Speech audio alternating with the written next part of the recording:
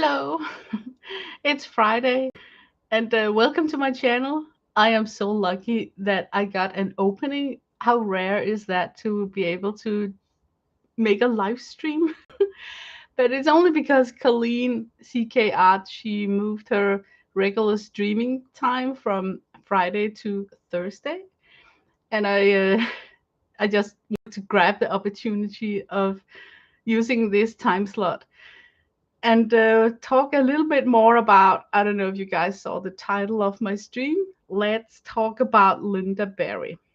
And it's because I recently had an upload to my channel where I showed my journal, where I took the request from Janet about she dare us to draw a monster in our journal.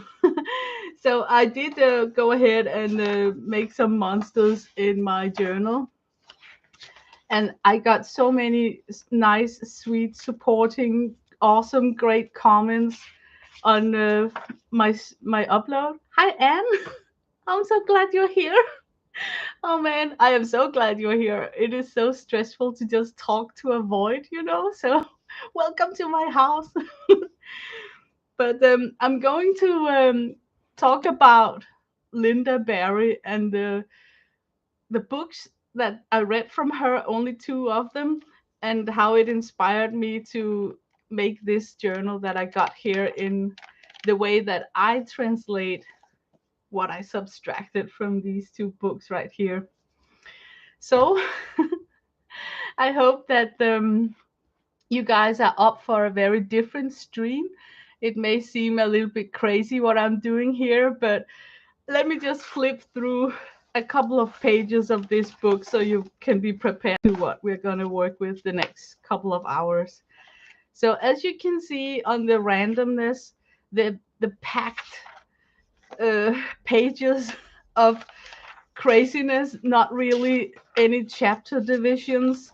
It's like impulsive brain dumps in a page from page to page to page. So you are up for a very strange ride with me. I'm gonna do it totally in Lynda Barry style.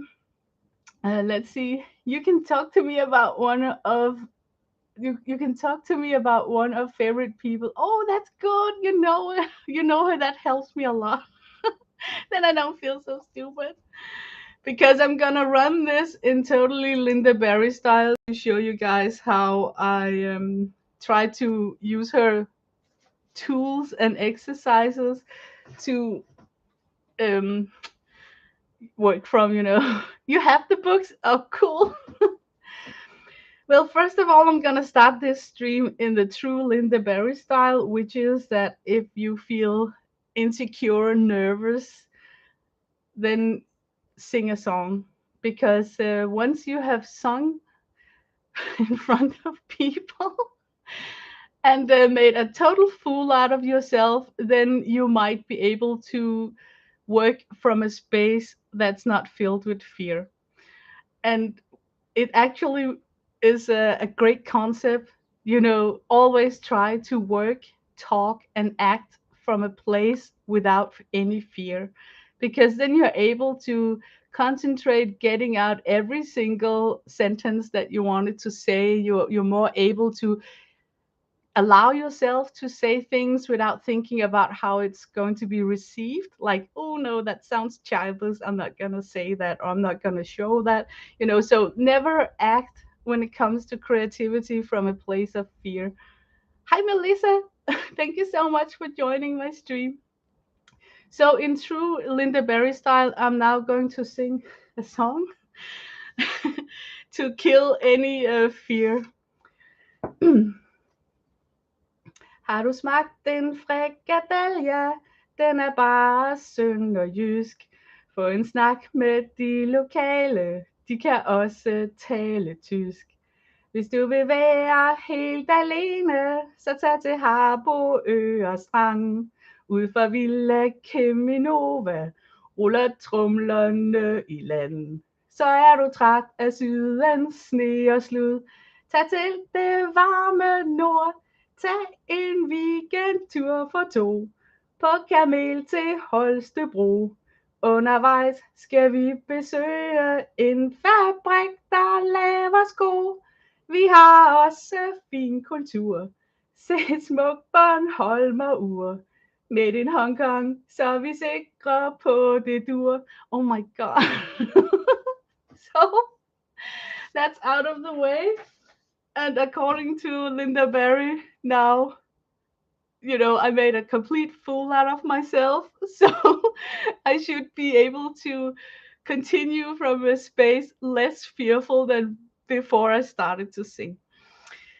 Lynda Barry's book is talking about creating the unthinkable.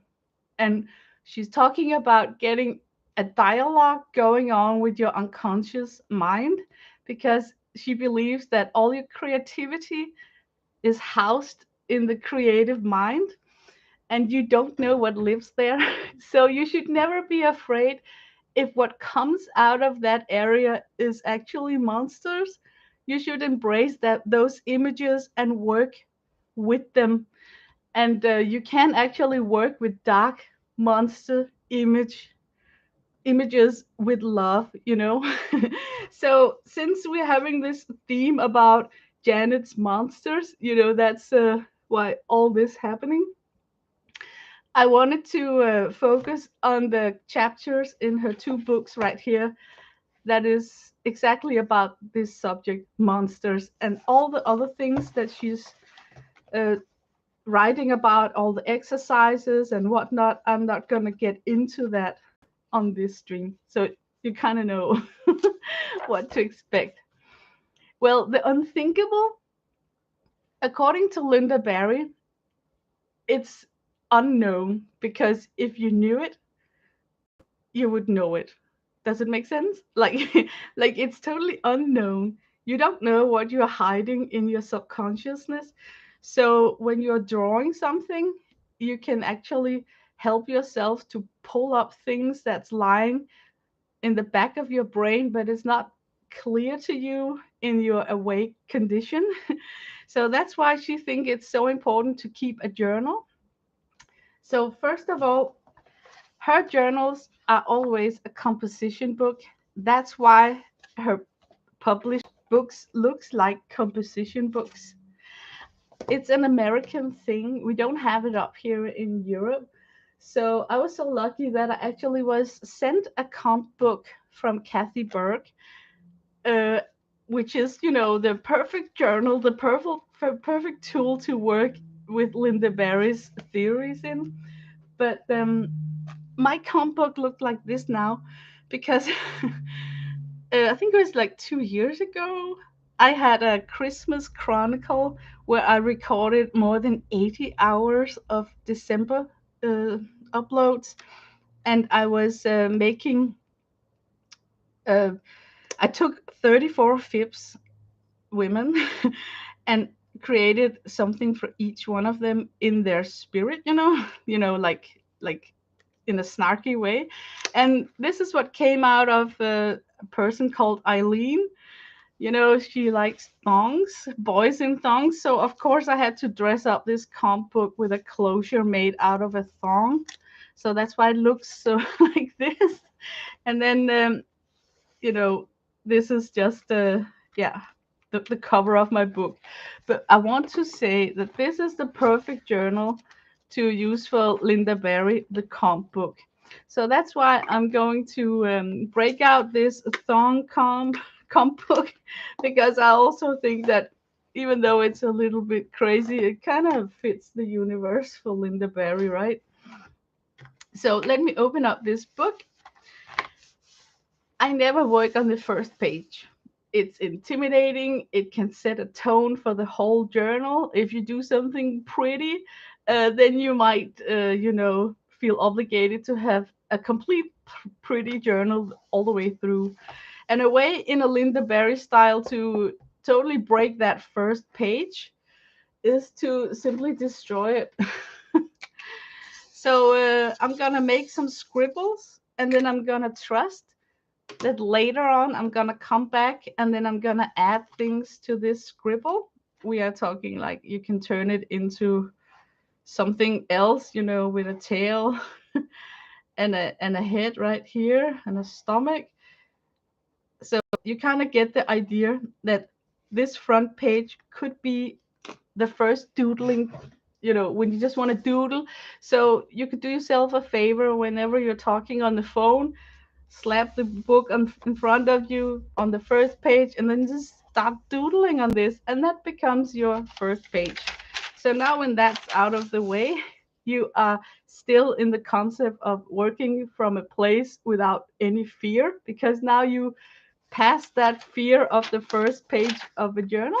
Hi, Janet. Maybe I should say hi to people in chat. Hi, Sandra.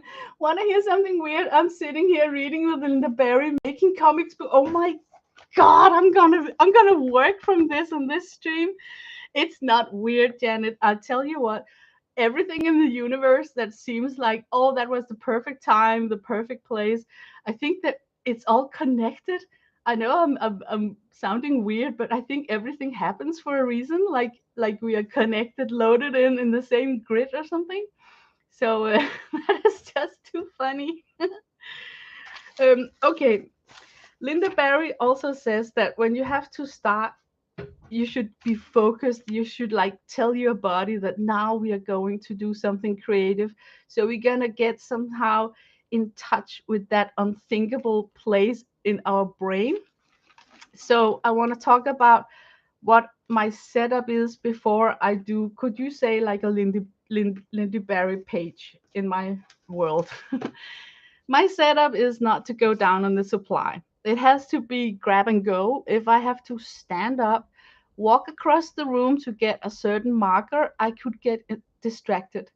I could get distracted looking at art supplies, and then suddenly my mind would wander into, oh, that project, that UFO project that I still need to do. You know what I'm talking about? So set yourself up. My setup for a, let's just call it a Lynda Barry page, would be Tombow markers because they're water soluble. It's a marker that's not gonna ghost that much on a page. Like this is an alcohol, um, like a Sharpie, and it's ghosting through the page. So let me just show you how little ghosting you get from this. And when you work with Tombow markers, they got the same feeling as working with alcohol markers. You can lay down color pretty damn fast. And look, the ghosting is very, very small. And if you need to, you may, who knows, you can dissolve these lines and work with them. If you're like pretty fast, you can actually get like a feathered out ink, like a like what can I say? Like you can manipulate with the Tombow markers if you're like really fast. Besides Tombow markers, I also like to use a black, like a black Tombow marker, but because the nib on my Tombow markers is either this really hard one or this very soft fill tip, I'm replacing the black Tombow for these. These are also a sort of ink that will not ghost through the much on the second page. I can barely speak. Uh, so I got them in 3 different nib sizes. And the reason for that is that sometimes if you're like drawing an eye, then you just maybe, let's say you need some fine line work, you can just switch with your pen and get, you know, that fine line work. So that's why I think it's important to have 3 different sizes. I also like to work with crayons because Lynda Barry is telling us in her book that we should pick out crayons and work with those. And one of her exercises is actually to fill out a whole page only using crayons. So that's why I got crayons. It could also be like new color too. And the good thing about crayons is that they are also water soluble. So I tend to use a water pen, not so much brush and water like if I was watercoloring. I'm using these water pens. What are they called? They have like a really generic name. I forgot what they're called. It's just a water brush pen or something. Because they're easy to clean. It's a tool that inspire you to work fast, like a grab and go thing.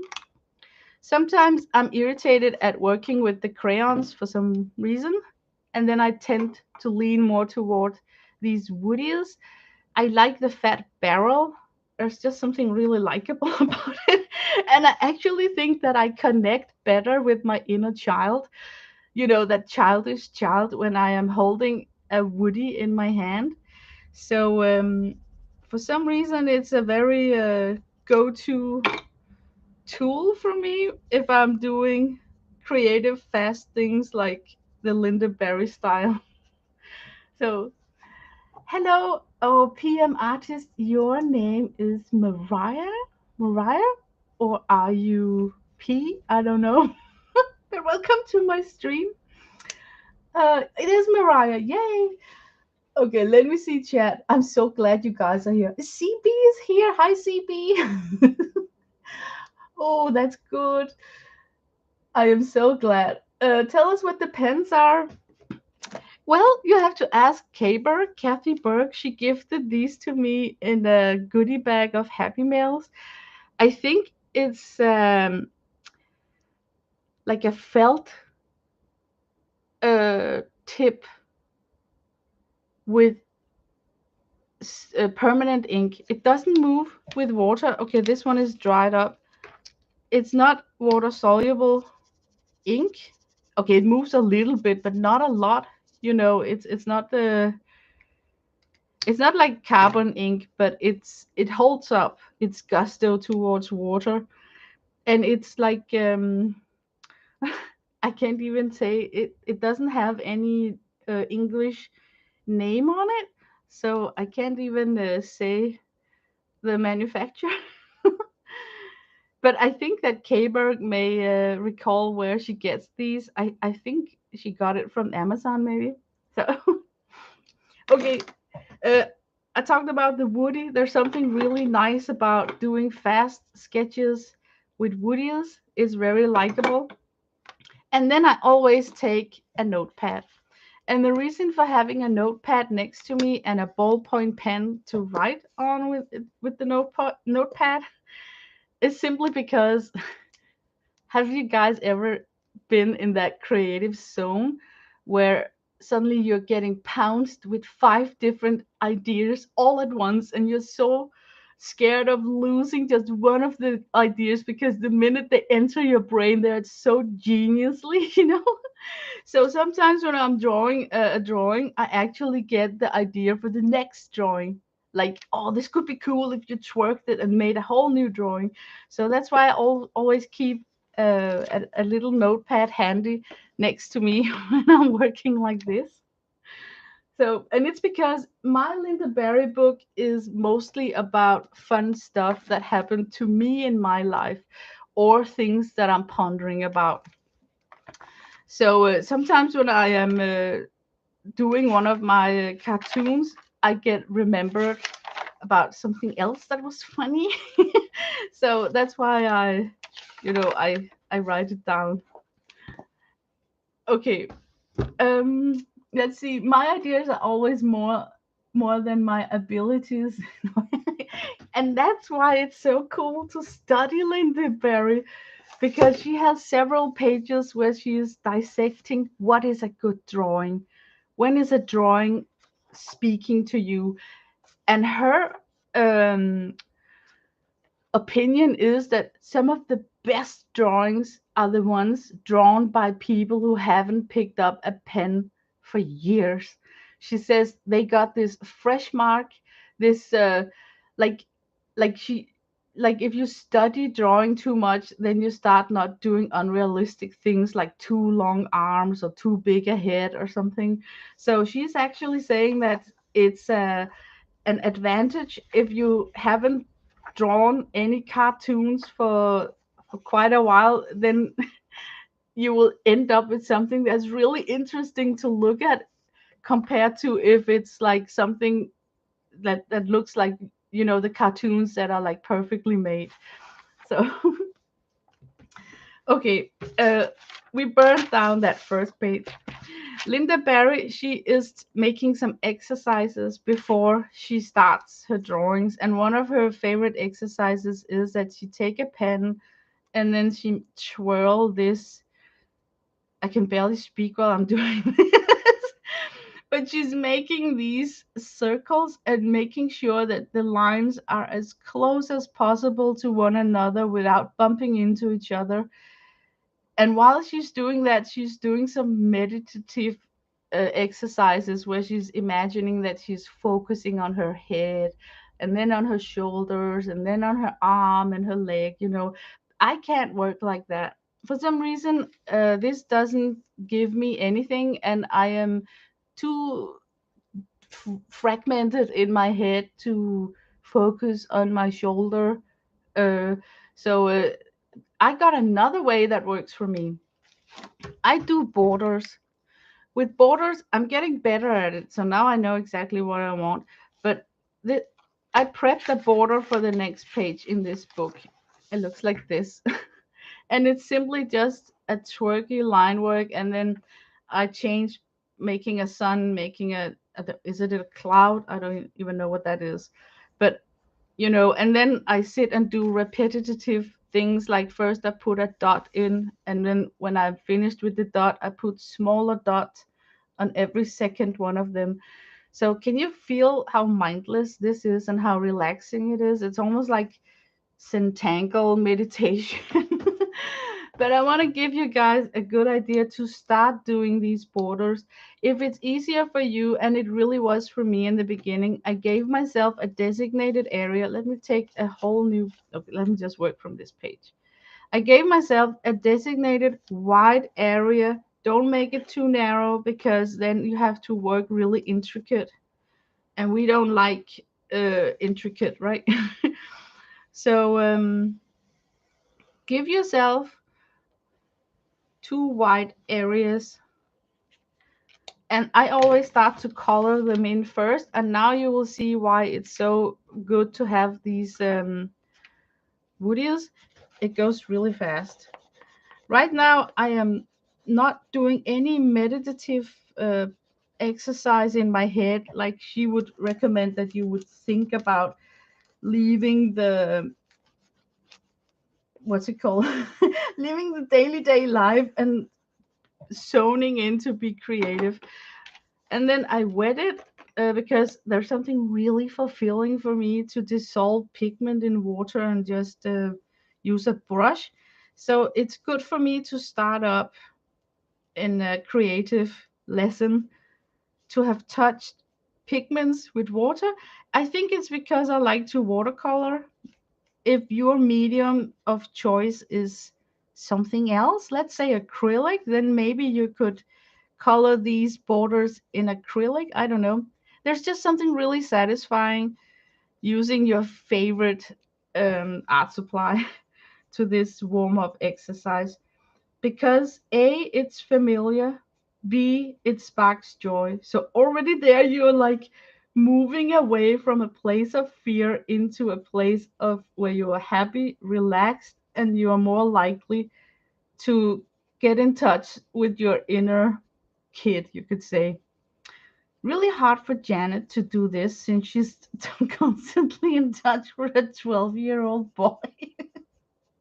So for Janet, this would be like the opposite. She has to do these exercises to become an adult. I'm just kidding. I'm sorry, I'm just teasing you. Okay, and then it has to dry. I use a heat gun because I am, not gonna sit and watch it dry. So hold on to your ears.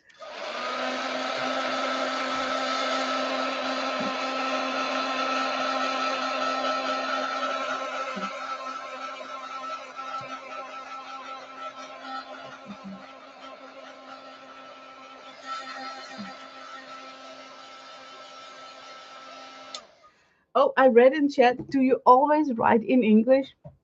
Actually, yes. I am from Denmark, but I got really lame jokes.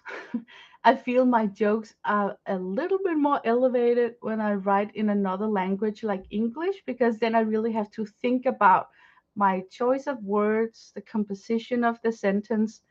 Because in if I do something in Danish, it's just blah blah, I barf it out, and most often it's like an intern joke, like yeah, it just gets more.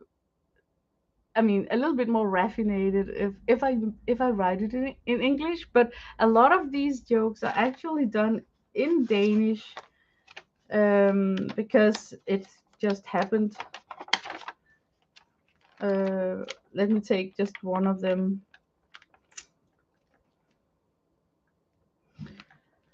Let me see.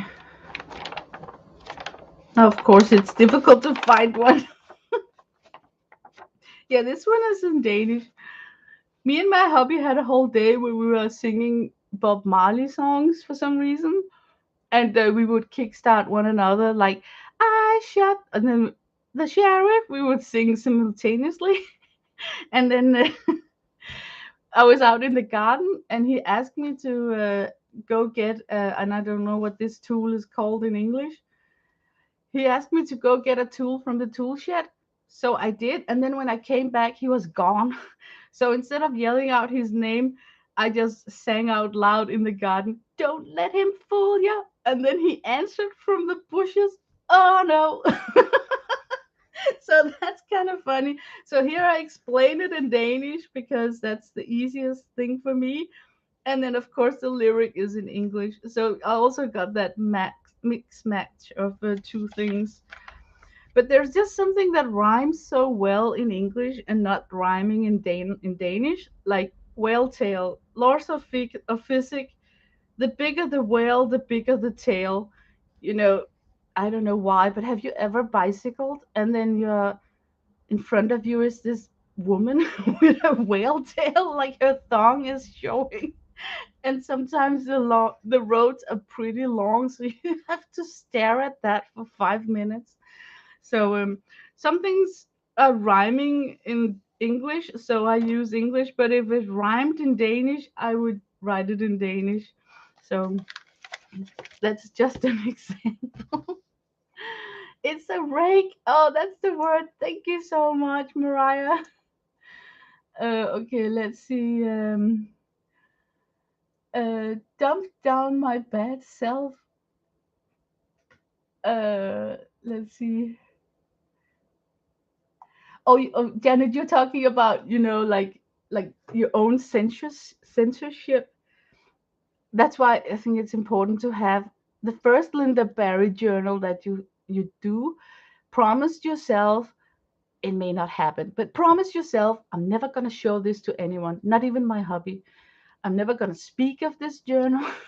This is gonna be a sanctuary for all the lame thoughts and lame stuff that I find funny, and you will find out that you are morbid. Like if something tragic happened, you will think about a fun joke, and it's so inappropriate. It's like laughing at a funeral, but you will be able to get an outlet for it in a journal like this, because there's no rules in this journal because it's subconsciously and you can't control your subconsciousness. So I think that's really important, because we tend to, like Janet wrote, dump ourselves, like talking to ourselves that, oh, I can't say that, I can't do that. And also with swearing, I have a very foul language when I speak Danish. I somehow can control it when I speak in English. My brain spends way too much time on the inappropriate. Hi, Rhonda. And that's a good place to go because it's super fun. But okay, I wanted to dry this up. This is totally wet, so I'm just gonna hit it with heat gun one more time.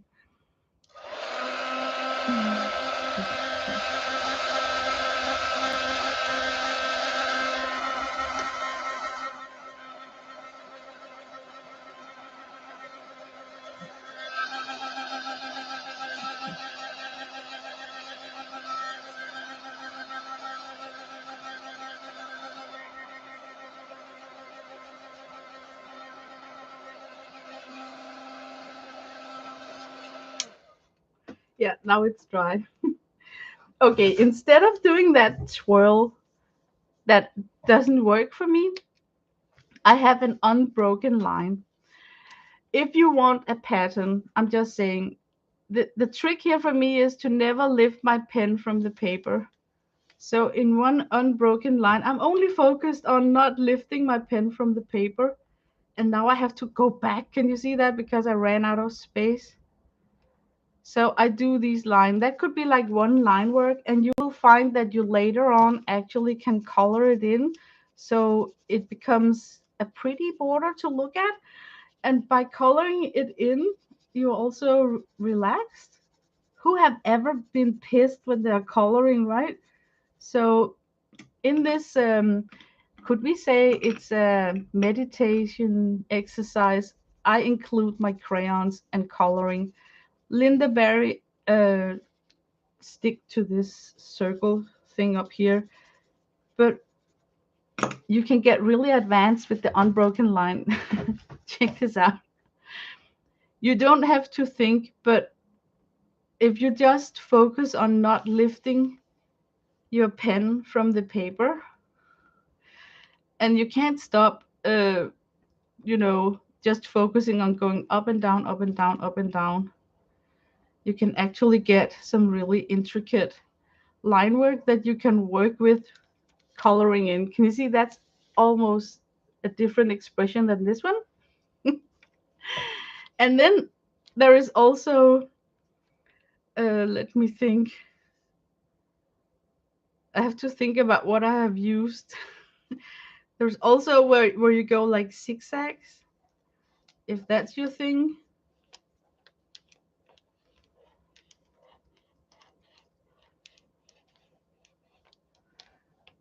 And still not lifting your pen from the paper. And I don't know how much time you guys got, but when I do these zigzag borders, I end up with something that looks like spider webs or like you could call this doodling or scribbling.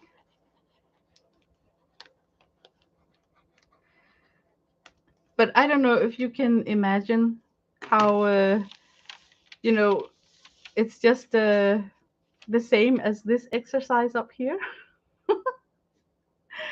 And why would you do these things? I call them warm ups because if I got like a border on my page, I'm still not aware of what I'm gonna draw on this page. I'm actually waiting for that fun thing that I want to interpret it into a cartoon.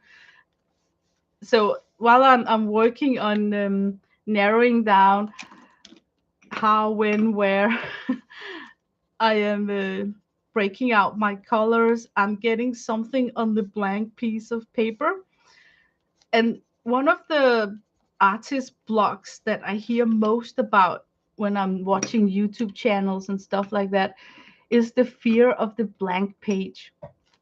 I can totally relate, especially when working on really expensive watercolor paper. You can have like that blank page fear.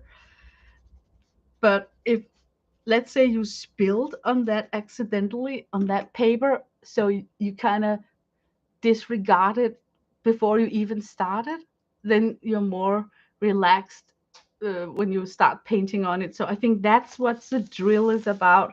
You already, I'm sorry, I'm gonna swear, you already fucked up this page with some random borders that you hopefully can work through to get something nice, you know, coming out of these, but the page is already used. The way to dress these up is with glitter pens, like metallic dots. Can you imagine? And if you need more doodling to get into the mojo, I can completely recommend dots. You can put dots anywhere. And it takes a while to put the dots, but it gives you time to think. You don't even know that you're thinking at the moment, but you actually, when you started this process and you thought, if something happened, something funny, and you want to make some sort of cartoon about it, but you don't really know how to break it down into images, you already told your subconsciousness that we're gonna have some fun with that moment today, but we don't have a particular idea. So this is how you actually are warming up to get that fabulous idea. And every idea counts, my friends. But can you see how you can totally continue this if you shift color, you can continue this dot making. So that's what I do when I am, you know, starting up a page or getting started a brand new journal. Yes. That's why I messed up the first page with some random doodle. And then I promised myself, if I'm on the phone and I need a place to doodle, I'm gonna work on this page. You can work on this page. There is an exercise in Lynda Barry's book where you have to cover a whole page with crayons. So the first page that you made could actually be exactly that exercise, where you don't have to make something that's looking familiar. It could be like abstraction. You just need to doodle and cover the whole page with as many colored crayons as possible.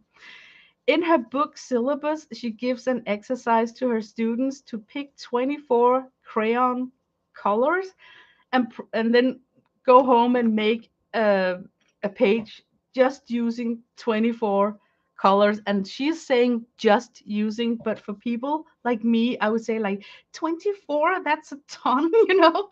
Couldn't she narrow it down to like 10?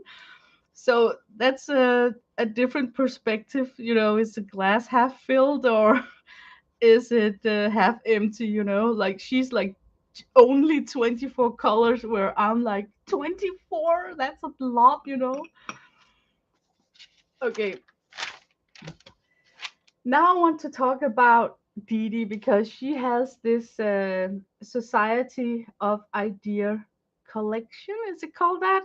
I just know that the short for it was something like SOIC, so that Society of Idea Collectors.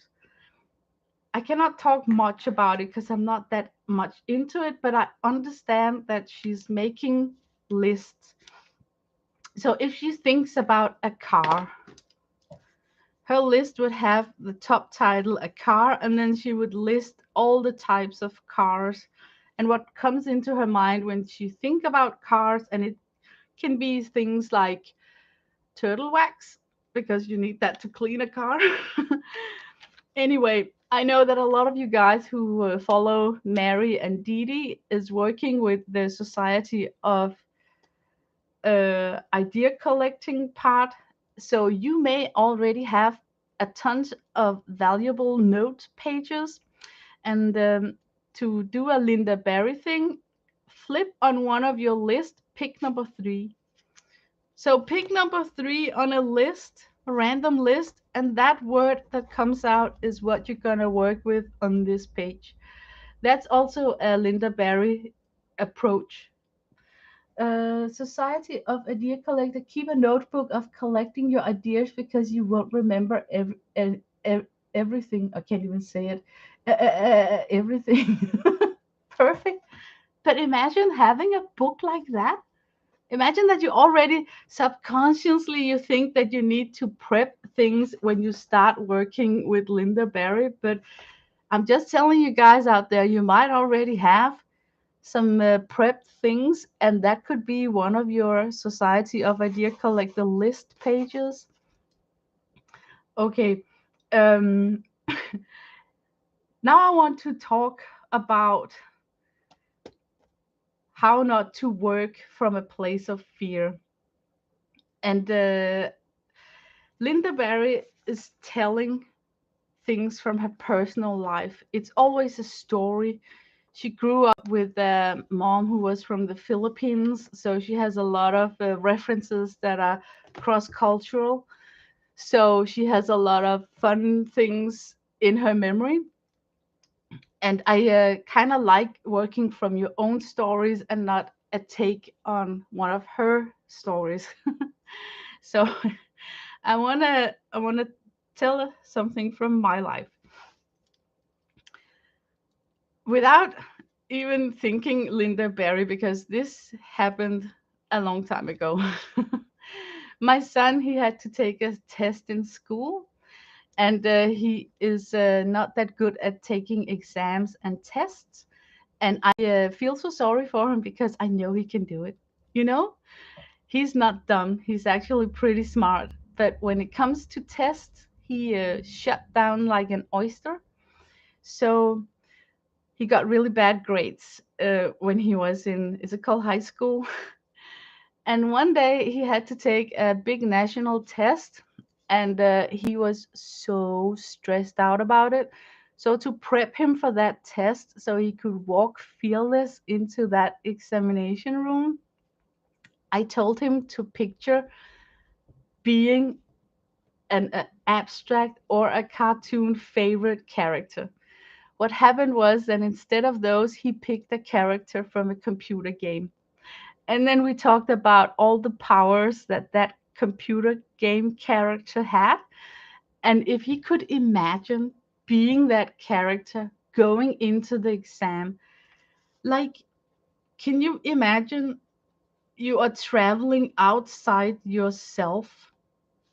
Like, here are you standing, but your conscious mind is outside yourself and you become this superhero person. I'm gonna draw a cape on this guy here, a flying cape and a sword. Let's give him a sword. You can become this person. You admire this person so much, and hopefully it's a person that got integrity, courage, everything you think you don't have yourself, but you admire him for having all these qualities.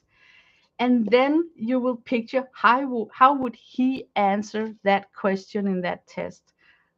What would he mention? Then it becomes easier to step out of your fear box by using the superpowers of an imaginary character. I actually totally understood a chapter years down the road. I got this book in my hand, and then there is a chapter about the power of images. Lynda didn't even have to express it to me and explain what it was. I immediately knew what she was talking about because it was this experience right here. The power of images. It doesn't even have to be something that really exists or like something you haven't seen, but it's very often something that you are very familiar with. And it can be a favorite movie where there is this, let's say, come with an example.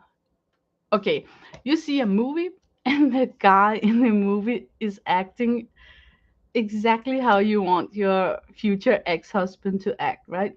So you kind of fall in love with him because you keep adding things to him he never did and never said in the movie, but you kind of know his personality, so you know that in this and this situation he would say and do this and that to rescue me, you know.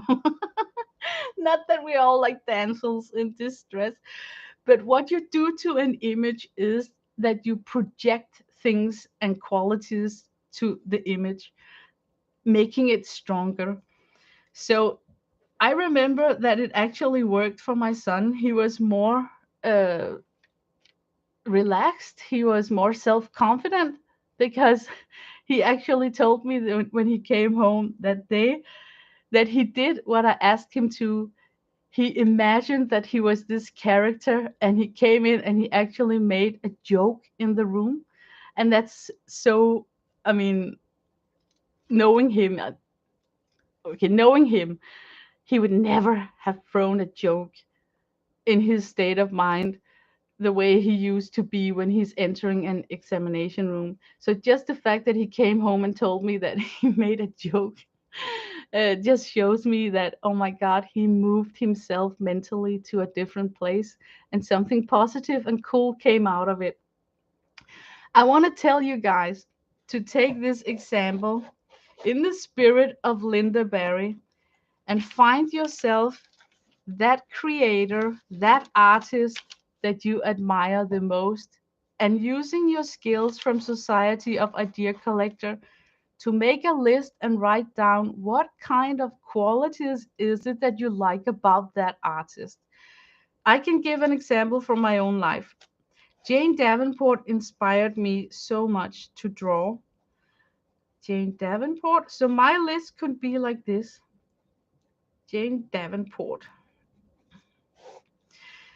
She was one of those artists that was the first that I bumped into where I took creating with color seriously. I saw one of her drawings, and the minute I saw them, I was like, oh my God, I wish that I could draw beautiful fairy look-alike creatures and faces. If I was able to do that, it would be like the song with I Had a Hammer. I would hammer all day. I would spend all my life just drawing beautiful faces. So I had a craving for achieving those skills. But think about it, she was able to express something fairy like. I'm just gonna write fairy. And I'm thinking fairy because her composition of faces is like eyes that are too big, swan long necks. So the person that exists in real time, you know. I really love her positive. She called it that she's got rainbow nighties because she loves every color. I love her love for color. Um, and she's very brave. Color. She's very brave. She's making skin tones by using color where I thought that skin tones were like, you know, pink, a little bit of ochre, and maybe burnt sienna watered down. You know, like only three colors. But she's coming in shading with green and blue and lilac and everything, looking so like, like so. She's so brave, you know. So write down all the things that you like about that artist. And for me, it was like, could we call it shading with color? Then you guys would understand what I mean. Shade was in color. I love that she had different proportions on women. It was hair that was like blowing to the side, and it was faces that was like swung in from the left. You know, the woman didn't even have to do something particular in the drawing because you were just focused on that camera moment. Click, you took a picture of the fairy swinging her head into the frame with her hair blowing in the wind. That could be your drawing. I didn't think that you could create and compose drawings like that. Let's see, Lena, did you see her new stamps, stencils, and skin tones pencil? No, I didn't. So, but take an artist and write down everything you love about that artist. It can also be one of the classic artists. Johannes Vermeer, the Dutchman who wrote who drew a girl with a pearl earring. He was very bold and brave when he was painting eyes. He always put a pink dot in every irises of his eyes, even though the pink was not there in real life. So if you find one of the old masters, you can take and enhance one of their brave strokes. Let me get another example. John Singer Sargent, one of the illuminists, the way he used butter, uh, a light butter mixed with titanium white for his white to get these luminous pictures. So he never used like raw white. It's always a tinted white, and it shines through in all his illuminated oil paintings.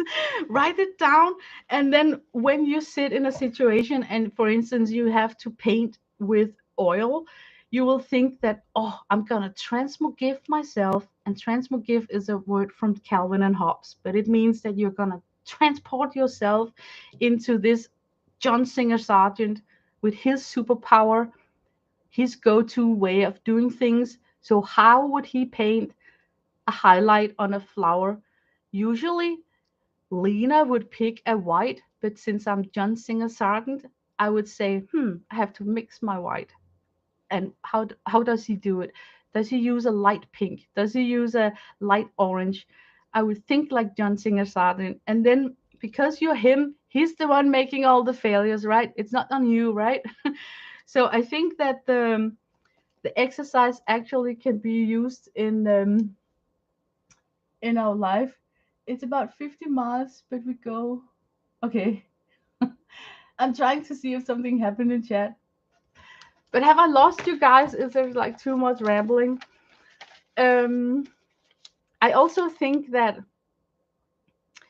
when you are becoming another character, you are acting out of a gut feeling, a projected idea of how this person would act, and always stick to your first instinct. I'm telling you, man, instinct, your first idea.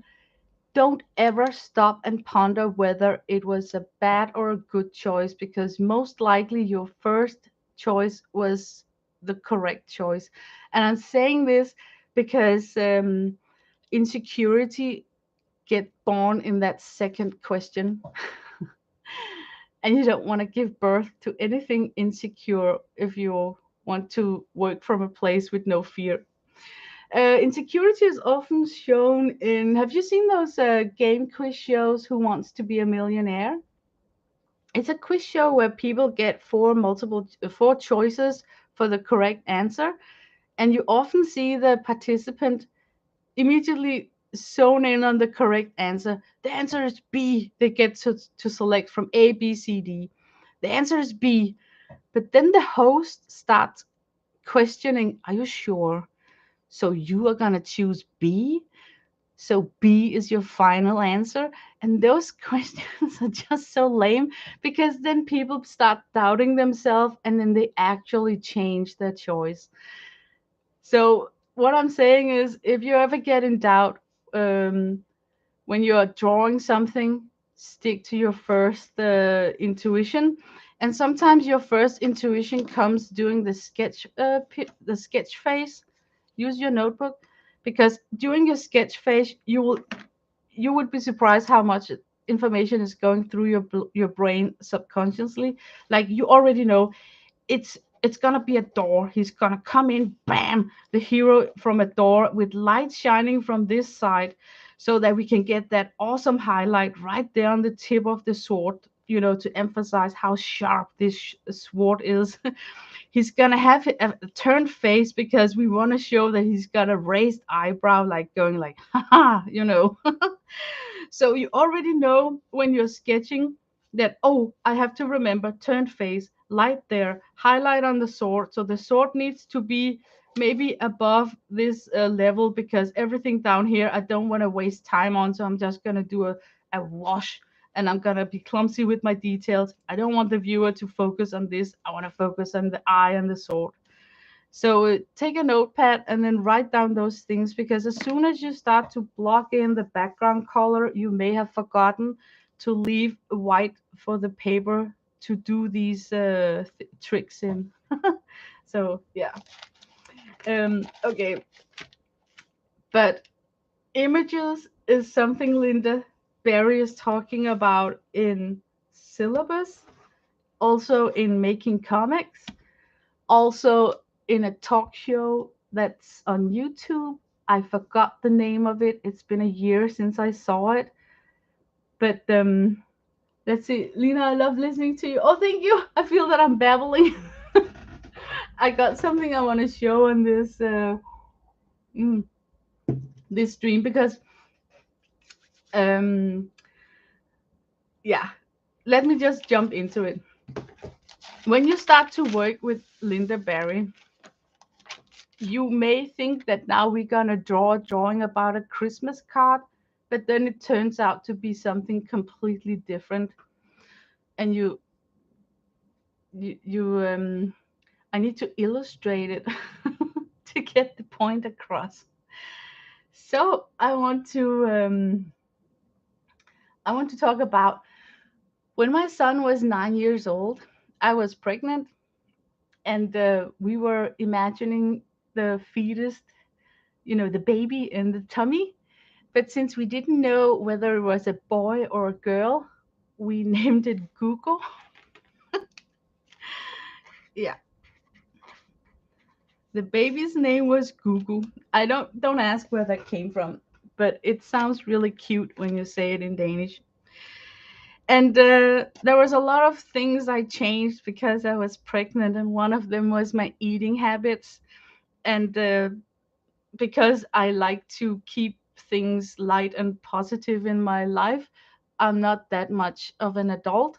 So the way I explained to my son, for instance, if he wanted pizza, I would say, no, we can't have pizza because Gugu don't like pizza. Uh, or, for instance, I remember that I couldn't eat garlic and I couldn't eat sliced onions. So if I used onions in meatballs or anything, I would get like refluxes. So we just said that Gugu doesn't like onions. And in a way that made him understand that, okay, so when I'm not, it's just a phase as long as Gugu is in my stomach. And I know it's a very childish way to talk to a 9 years old, but I don't know why it just we had a whole person built up around this Google. And this Google was a very strict baby, so we also had jokes about Google. Um, we're talking about having an image of someone you haven't seen before. So Google was almost like that imaginary person in our family that already existed, had opinions, had jokes, and pushed through its will. Like for instance, with the choice of food. Let's see, I'm not that much of an adult. Why does that sound so familiar? But I think that it's just more fun for me to say like, are you kidding me? Google is gonna slap my butt if I eat onions, than saying, dear son, I cannot stand the taste and the sight of onions, so it makes me want to barf. There's just a difference in making it into like someone else's fault, and then everybody is happy, instead of trying to push my will through like it's me who don't want it, and I'm an adult, so I rule over you. You're just a kid. You don't have any saying in all this. So making it seem like it was a baby even younger than himself that put the agenda on the day and the rules was just an easier way to bend some things. Yeah. Okay, Sandra, have a nice day.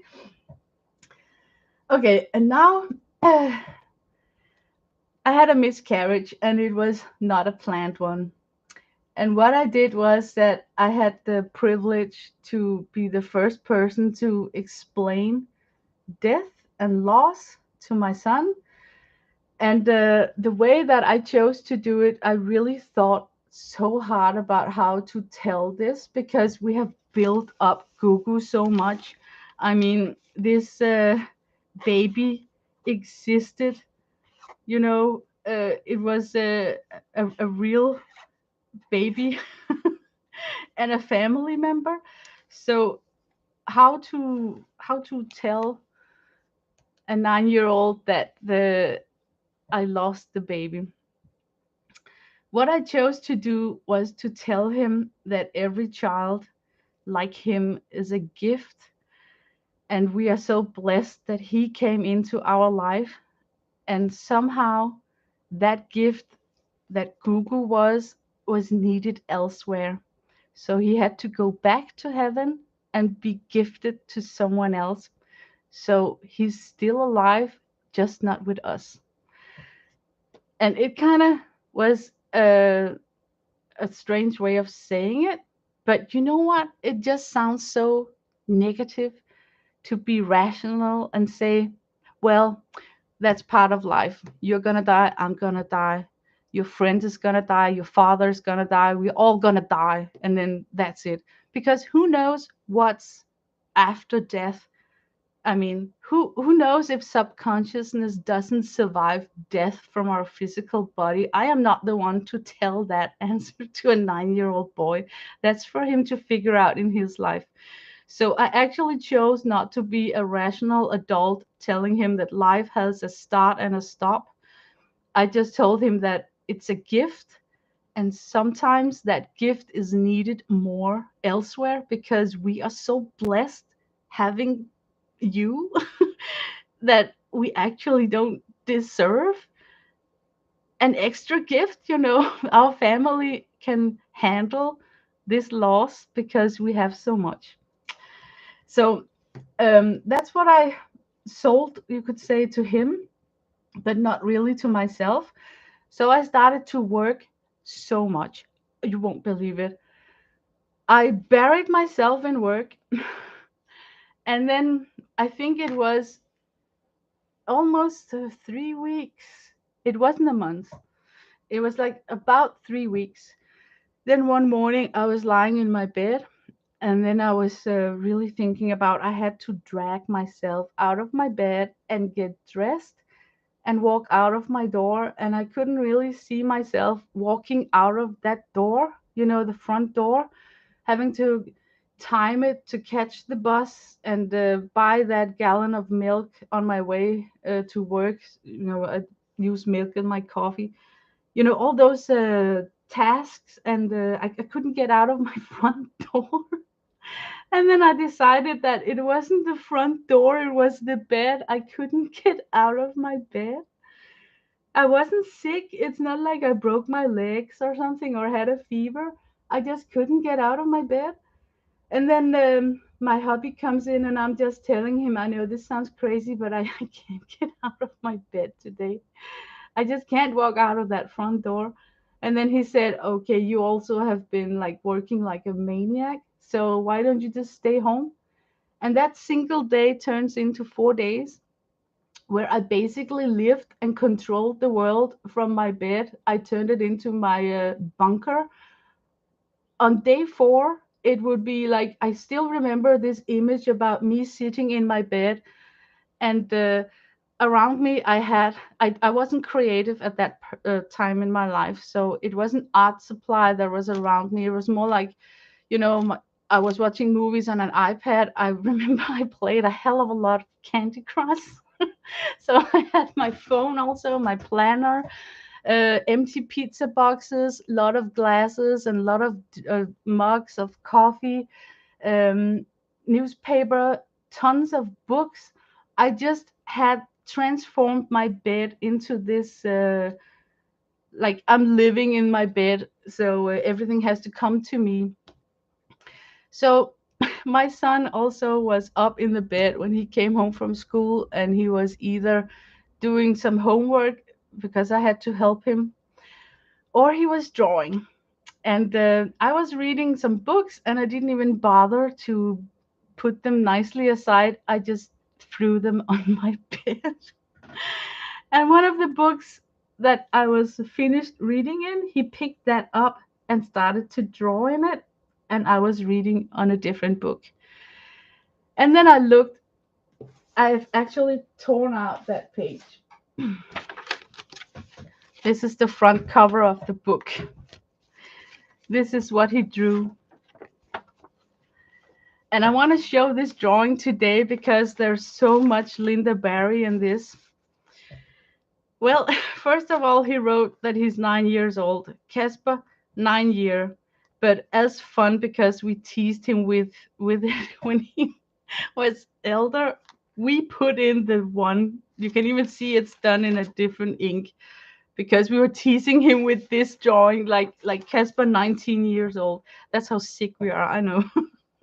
But anyway, he showed me this drawing, and if I should explain it, it should be something like this. This is a UFO sucking up a person, and this person left behind is giving the person a reason for not disappearing by saying, "Hey man, you owe me 50 quid." That was it says right here in Danish. You owe me 50 quid. So I interpreted this as, don't leave, you still owe me something. And then the next frame in his drawing, he wrote Google. And then he showed mom and dad really sad, but baby is happy because baby is going somewhere else. So baby is going to be a gift that's going to be given to someone else. And then this drawing is that the next time the UFO comes in his world, it's going to be to pick up his grandfather. In Danish, it says farfar right here, grandpa. The next time the UFO comes is to pick up grandpa because he's like the oldest one. And when that happens, he is hiding inside this cave here, being sad. Oh my god, if this ain't like a Lynda Barry, I mean, I don't know what.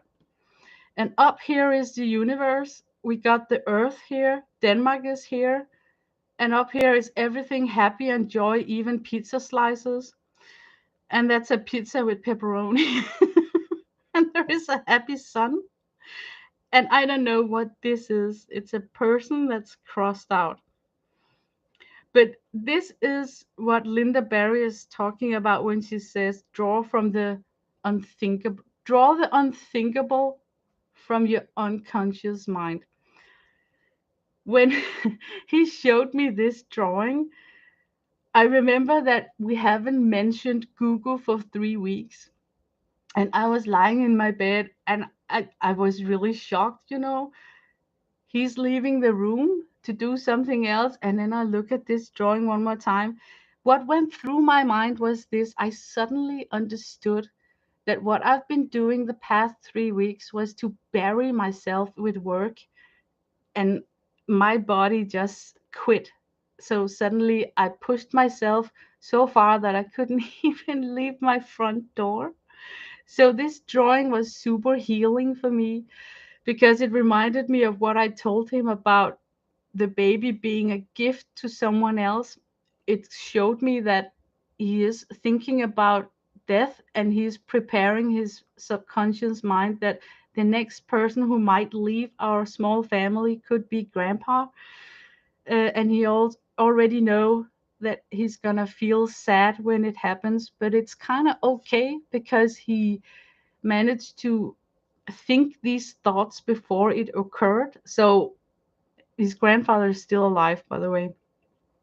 But yeah, I'm really out of words about how powerful this drawing is, because I know the context. I know exactly how to depict it from what you call analyze it.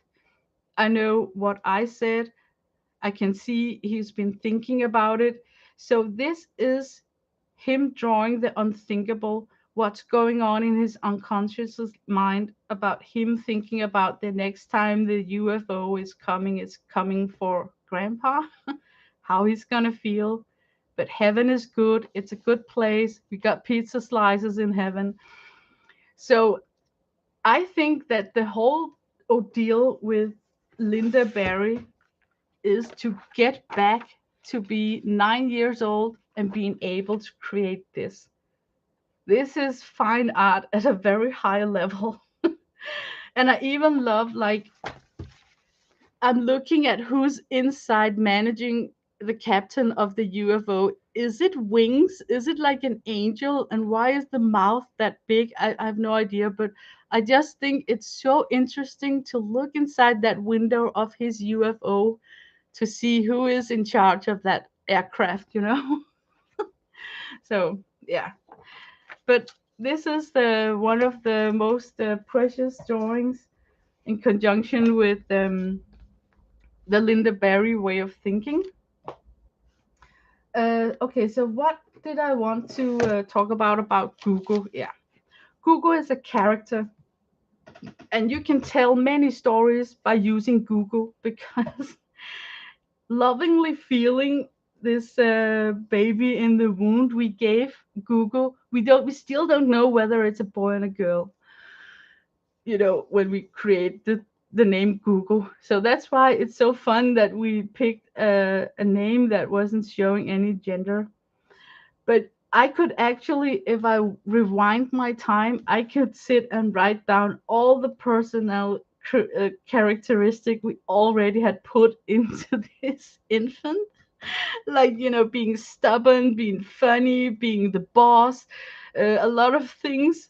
So I think that's how a story is born, that we take our image and we personalize it so it becomes this imaginary friend that no one can see but you know everything about this friend.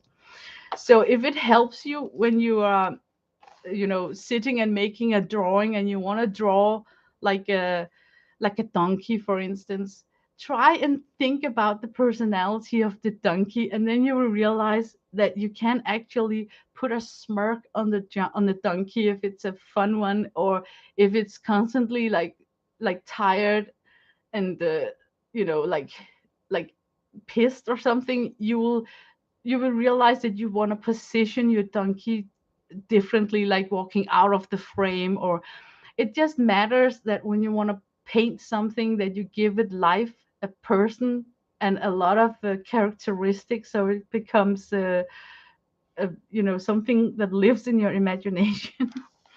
So in the book Making Comics, Lynda Barry is trying to teach us how to create monsters by making them alive. And she's got some exercises on how to start making monsters. And it's a very thick book. I'm only going to show you, we're only going to work from 4 pages. It's this one and this one, the monster drawing, and then an exercise in drawing monsters. So I know that Google is not a monster, but that's the only way I can explain of a person that I have known, and I still think that I know everything about, even though I never had a conversation, I never saw the face. There's a lot of unknown things, but I kind of know the spirit of Google. So I'm thinking that maybe when we're drawing monsters, that if we do a lot of it over a period, you will zone down to your own favorite monster, and maybe it could be like this one-eyed um, blob looking like a squid. So if the octopus shape and a one eye is going to be your favorite go-to monster, we can start working on this character, making it talk, adding a mouth, maybe a girlfriend, maybe some parents, like expanding the universe of this octopus. So that's the exercise that's going on today. So I'm thinking about us starting to try and make this exercise. So are you guys game on? I think I need a break from talking. Let's see. Enjoy the rest of the day. Yeah, see. Oh, a good explanation. Uh, oh yeah. I I I don't know why, but I'm kind of sure that the subconscious mind survived death. And I know that a lot of you think the same, because if you didn't, how come that we all felt when we visit Bob Owen's streams last Friday that the crystals you found on the pavement next to her car was a gift from Klausman? You know what I'm saying? Like we all knew, we all had the same gut feeling that, oh my God, that was a sign. It was a gift from him. And Bob Owen also translated the found as, this is a gift, this is meant for me. It's not like she thought, oh, I have to put up some posters with a picture of it trying to find the owner. You know what I'm saying? So always trust your gut instinct. The first thought might be more truth than if you start doubting yourself. And I think that we all had a lot of gut feelings about that was specific meant for Bob to find, and the center was close. And when you think a thought like that, then you have the answer. Is there some way that some subconsciousness can survive death? And the answer must be yes. Yeah, I told you guys this is going to be like a weird stream. Game on, drawing some monsters. Okay, what's on this page right here? She called it the Scribble Monster Jam. And it's because the first thing we have to do is to take a piece of paper, and then we have to divide it into 4 quadrants. Let me see if I can do like this. Okay, I'm just gonna use this one here. So we give ourselves 4 areas to do some scribble. And because I don't want to cheat, I read this page. I know what we're going to use the scribbles for. I'm going to close my eyes when I make my scribbles because then they come down more random instead of me thinking about, oh, I want to deliberately twerk this so I got room for something I have planned. I have no plans. And if you want to really uh, I'm sorry, I almost swear saying I fucked this up. I'm gonna start with my journal upside down for my first doodle. Of course, I'm gonna give myself direction by placing my hand. So now I'm closing my eyes. I'm doing a scribble. Now I'm opening my eyes. I'm picking up another color. I'm turning my book just sideways, and then I want to focus on this area up here. So now I'm closing my eyes, and then I'm doing my scribble. Now I'm opening my eyes. Now I got the book in the right upright position. I can see that I haven't touched this quadrant at all. So let me just now open my eyes. I see that, okay, I'm hitting the page where I want it to be. And now I start scribbling. Now I got my scribbles. This is as random as it could be because now the exercise is to try and make these shapes become monsters. So she gives some examples. Like she probably drew the triangle and then she's putting in eyes and mouth and a body, so you can see, like, we don't even know what this is. This is turning into a patty stream with Find Waldo. But what she's trying to say is that work with the lines and try and create monsters. And don't be shy if it looks like something a first grader made, because that's what we want to see. We want to see something crazy. Hi, Kimberly. So I'm gonna work with my line works. Okay, I see something funny down here. Can you see how? Okay, I'm gonna take a brown pencil. Can you see how this could be like a nose? And then we already got the mouth here. He's got like a smirk. No, he's actually kind of looking like this. And then I kind of see that he's got a head, so he could like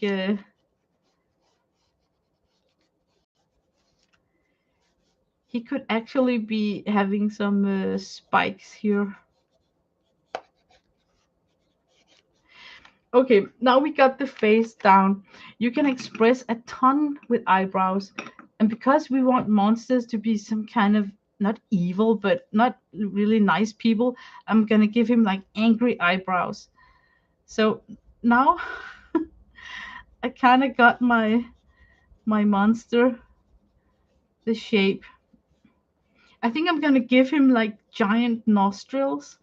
So it reminds me of like Peter and the dragon from Walt Disney. And I think it's very important.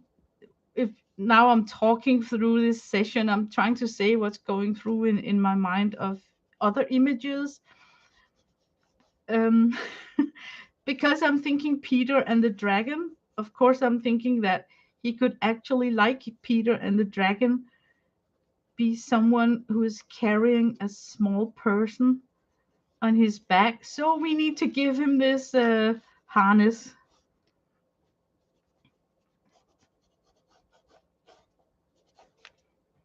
Okay, that was the first monster.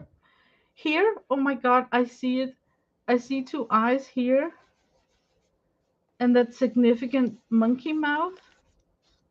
So we gonna draw.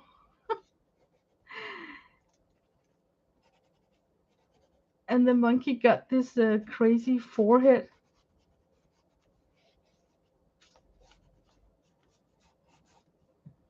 Not really. Okay, we got this could be like the tail of the monkey ending in something like in Danish it would be en syvstjerne. which is a Middle Earth uh, a torture tool, like a weapon. That's what I'm looking for.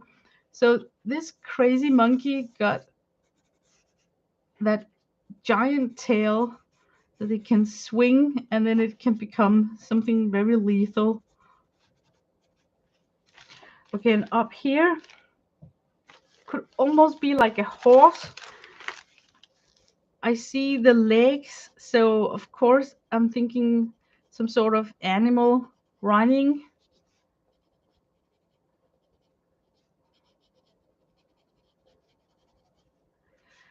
Um, okay, it's gonna turn into a centaur because you got like the human legs here, the fat man, his head, and then his arms are here. And then I'm gonna give him horns. And I think because he's got some arms that he can actually carry some sort of a scepter, maybe like a trifog.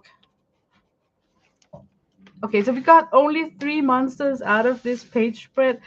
I think we need a fourth monster to have completed the exercise. We got some butterfly wings here. Have we ever seen a nasty butterfly? Well, we have now, because now it's attacking this centaur. The nasty thing about this butterfly and why it's a monster could be in the slapping. Is it called a tentacle? What's I don't know what the name for this is. That is so weird. When I'm spontaneously, I really want to speak Danish. Følehorn.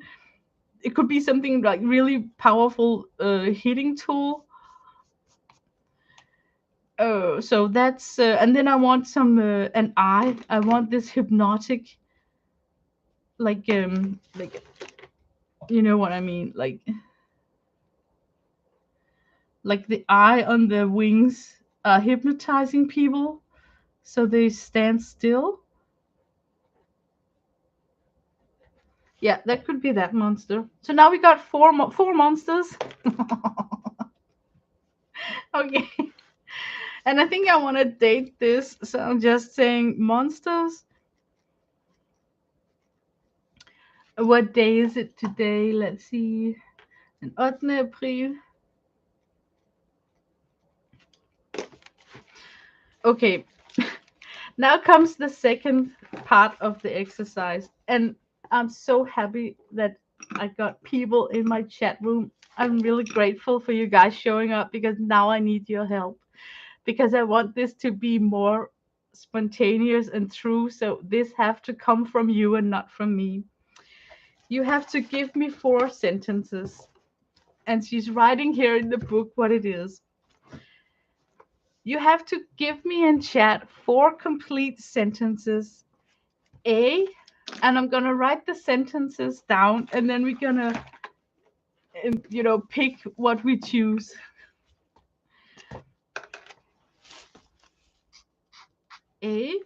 Something you have to do.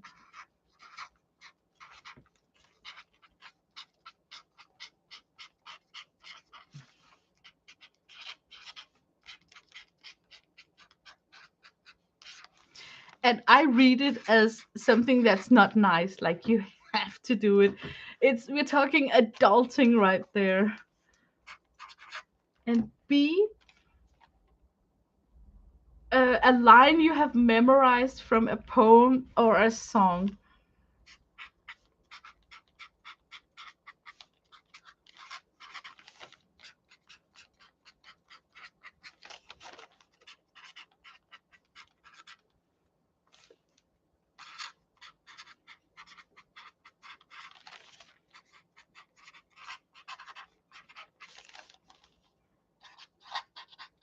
I'm just gonna write from a song because every lyrics are poems, right? And C, a question you have been wondering about.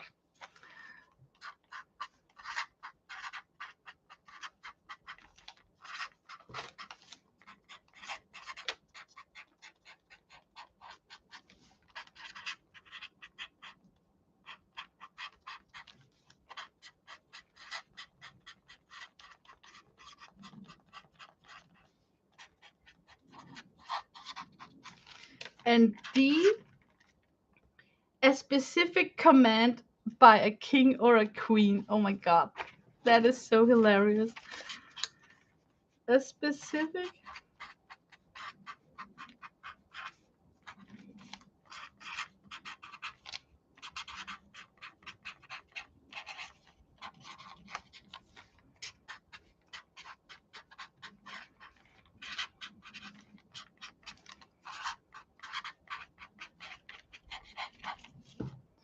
Okay,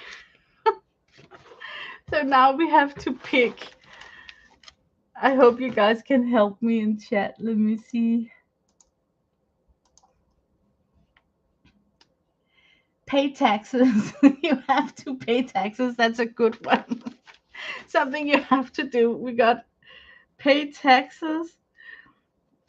And yeah, of course, it was Janet who said that. You have to eat cake. Is that also something you have to do? That's going to be funny. That could be my eat cake. Oh my god. You have to feed your cat. That's also good. Because a monster could feed a cat with yet another monster. I hope you dance. That's a lyric from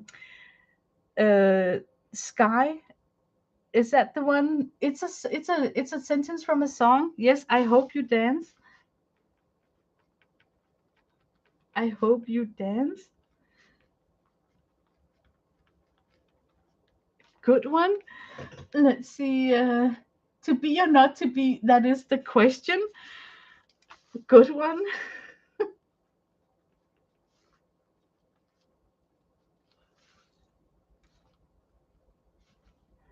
I'm just gonna do like that. Um, why is the air off? Perfect question.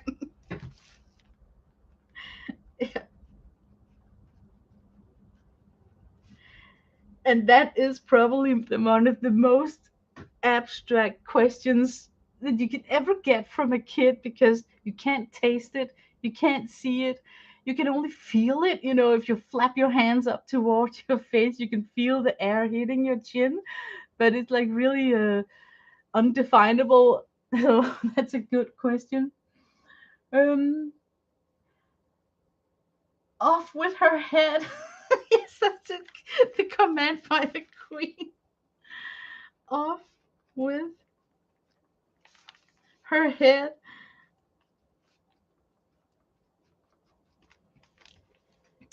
A breath, a breath.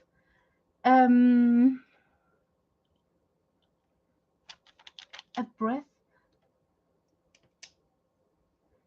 You must eat cake. Yes. I'm trying to see. Kneel down. Also a good one.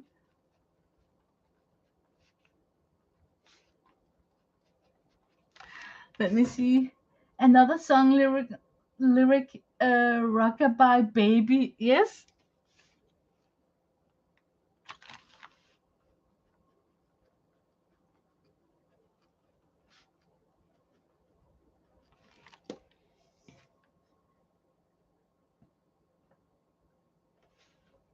We would kick ass if we were queens, Michelle. I'm gonna write that down, Kimberly. I'm just gonna write we would kick ass if we were queens. That was a good one. We.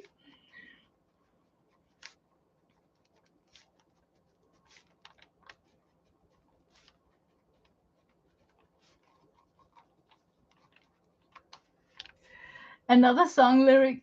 Help, I need somebody. Oh man, that's a good one.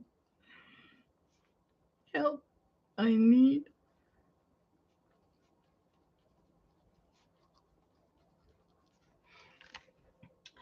You have to be nice. That's also maybe a song, or is it a question that you're pondering about, Rhonda? Like, do I have to be nice? I want to put it as a question you're pondering about. I'm gonna twerk with that one to do Do you have to be nice?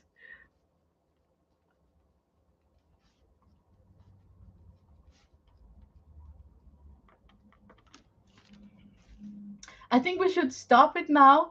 Where is the king when you need him? Hello, Mr. Bean. Sorry for not saying hello earlier. Do the twist, also a good one. Okay, I'm gonna put the do the twist as something that you just have to do. I know it's a song, but do the twist, and then where is the king when you need him?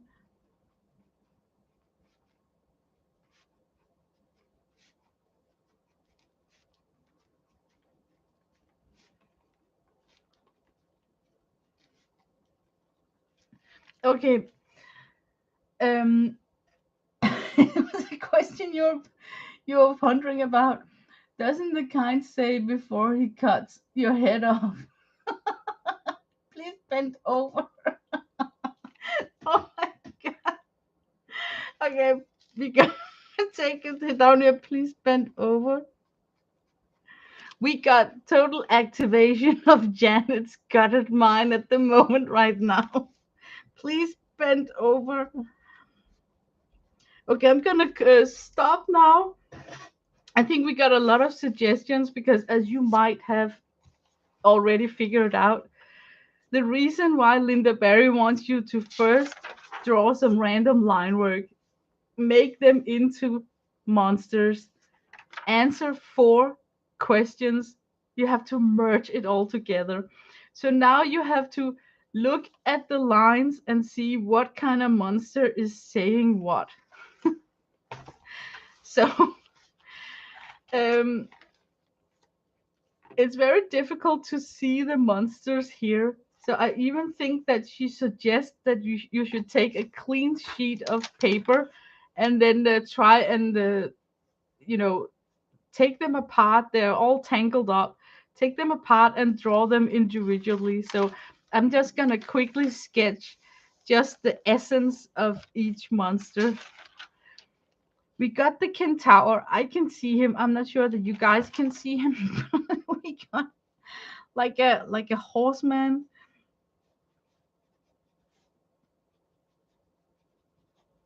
And all about this Lynda Barry is that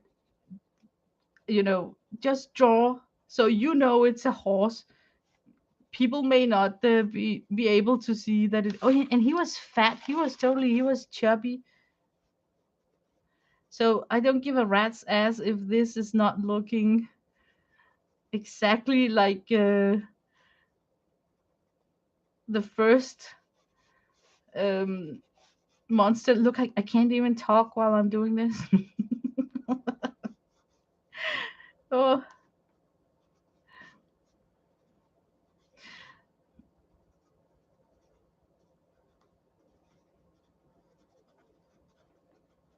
okay.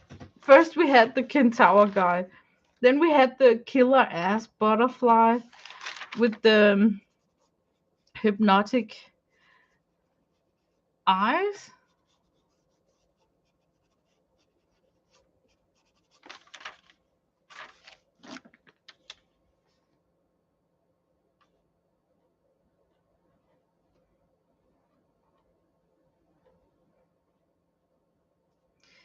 That's freaking spooky if you ask me. Reminds me of the cat from Alice in Wonderland. And then it had like these weapons. It could whip. That was the second monster. Then we have a monster here that's really like a dragon with a person on its back. Oh, it is so good. I'm gonna cheat. You know what? I think he is just spot on. No way that I can make him. And it is my journal, so my rules.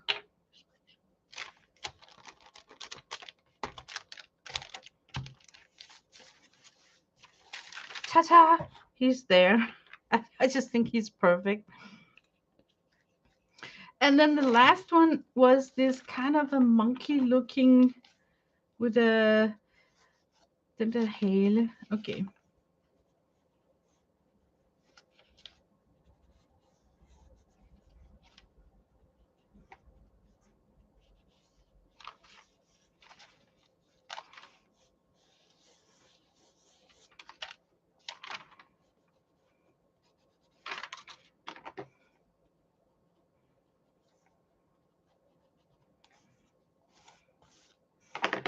And then his body is just,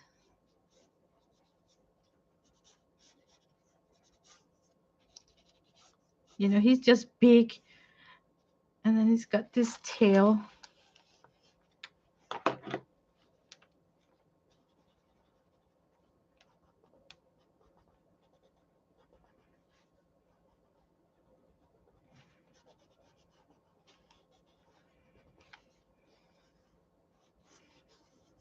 Okay, so that's apparently his ass.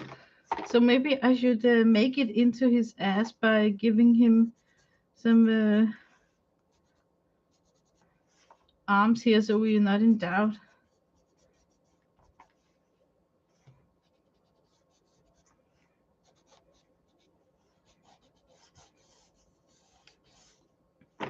Okay, we sort of have our four monsters here. um, let's see. Okay, I didn't. You give love a bad name. Okay, bring Merle a princess. I'm not sure I would need as a queen. What I would need as a queen. A crown, a crown. Okay, let's look at the sentences that you guys wrote in chat. I'm just gonna flip the paper up like this. We somehow have to match one sentence to one monster. And this is where I think it was important that you guys threw out the sentences, because I, of course, has already read that page.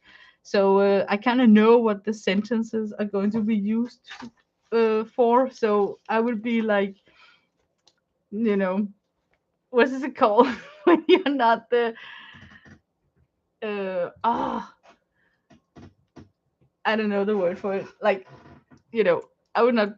I would. It would be cheating. Okay, we got this monster down here that's looking like really pissed, and I suggest that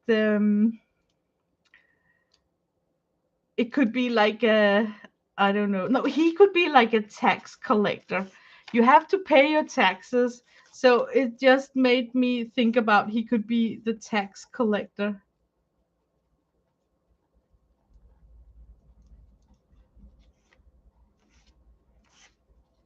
So we're gonna give him a chain and a necklace. Now we already put some personality into it. We gave him a job. He is a tax collector. And I think his line could be that I hope you can dance. Because, it's like, yeah, he needs a briefcase. Instead of a briefcase, can I give him like he's holding a bag somehow? Like a saddlebag?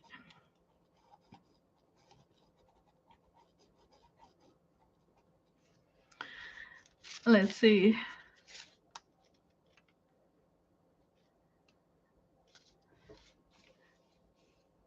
Yeah, I hope you can dance. I'm thinking about, they say when they're shooting someone in westerns and they have to jump to avoid the shots. Because I picture in my imagination that he comes up to this poor peasant that doesn't have any money, and then he promised him it was a defaulted loan for a long time, and he still has nothing to collect. So he's just coming with the threat, I hope you can dance. And then next image frame is like him pulling out a Colt shooting. So I think it could be possible that he would say, I hope you can dance. I hope you dance.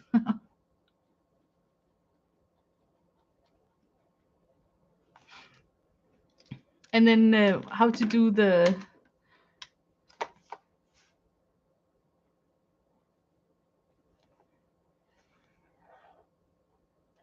he's saying that. Okay, and then we have off with her head.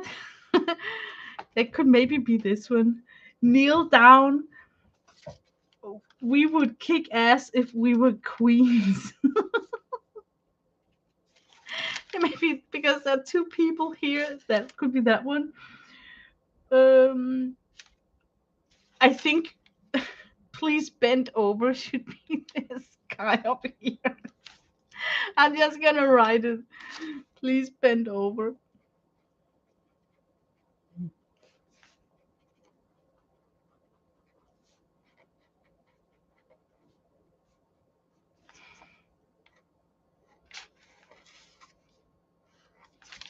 And because he's standing with that thingy in his hands, we don't know what's gonna happen. Okay, so now we use the please bend over, pay taxes, hope you dance. Um, let's see. Why is there air? Do you have to be nice? Uh, off with her head, kneel down. There's the king where you need him. Okay, okay. Feed the cat. I'm trying to see what I get of ideas when I'm reading the sentences, knowing now that I have to link them to one of these drawings because we still miss two. I think the sentence we would kick ass if we were queens for these two somehow. But in what conjunction? I just think that they fit there because there's like two people, so I'm gonna write it there.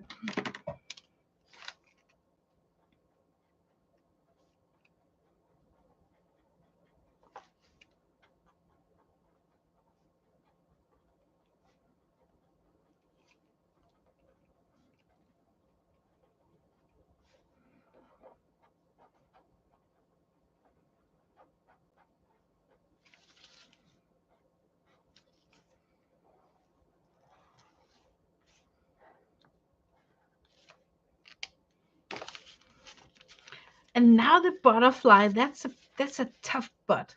Wouldn't you say so? He says, please, a very politely tyrant. Please bend over. It could also have been like one of these like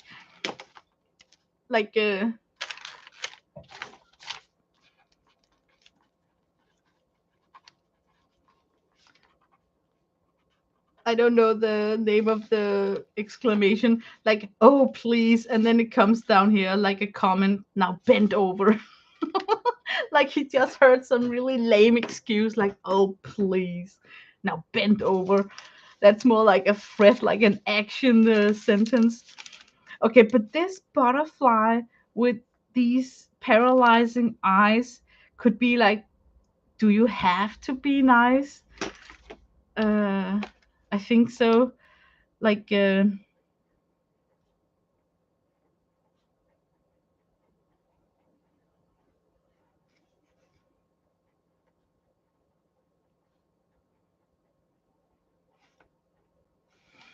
then it's because it's like hypnotizing. I'm just gonna do like this.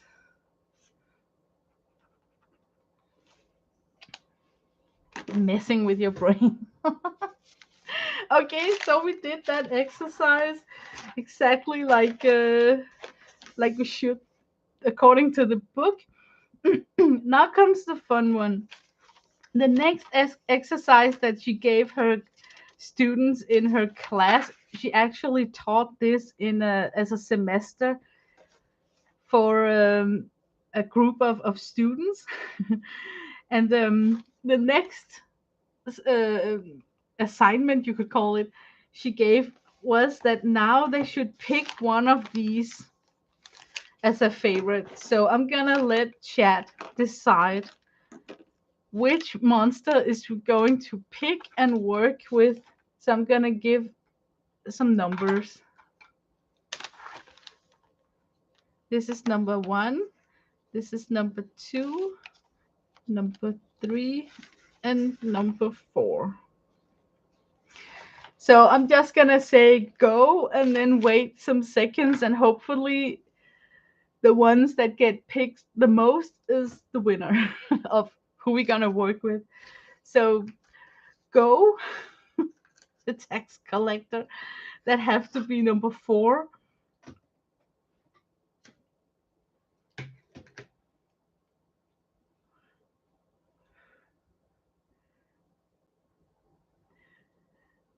Then we got a vote for number 3, and also for the Kentaur. I like the tax collector too. Easy to draw and put in circumstances. Yes, so true. So the tax collector is the winner. 1, 2, 3, 4 people picked him, and I'm so, like Janet said, so happy that we did, because he is easiest to draw. So now we're gonna do. This has been done like really fast, but now we are allowed actually to really work with that cartoon. So the real Lynda Barry exercise for this one would be, first think about, okay, now I'm speaking out loud what's supposed to be going through your mind right now. Now I'm going to do a little bit more defined drawing of my monster. I know exactly what he is. He's a tech collector. He's got a 9, is it called like a 9-inch tail at the end of his tail. So somehow we have to put him in a funny position, and even depict him in different stages of his life. We can draw him as a baby. How did he look like when he was a Gugu? And we can also draw his parents. We can draw him when he's super old. Like, how does he age? Is it going to be like a nightmare to drag this thing behind him when he's super old? And what else does she say? She's talking about here that monsters are a product of something going on subconsciously. You cannot predict that you wanted to draw this monster to begin with, and that's why she's talking about you just made the unthinkable drawing, and now you have to transform him into a living creature by putting him in situations. You can draw a monster as a newborn child, engage in some kind of activity, a disgruntled teenage doing something you did as a teen, as a young adult enjoying themselves, middle age at work. It is funeral. It lived to be old. We can see its body in the picture. So those are the 6 scenarios that you can think about what we're gonna do. So let me see. Do you guys pick one?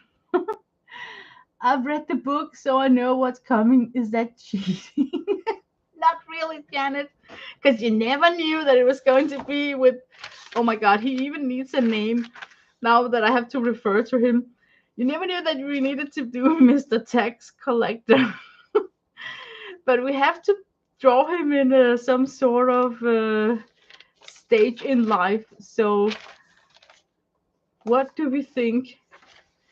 I think I would choose like middle age at work, because then I can really show that he chose the profession of being a tax collector.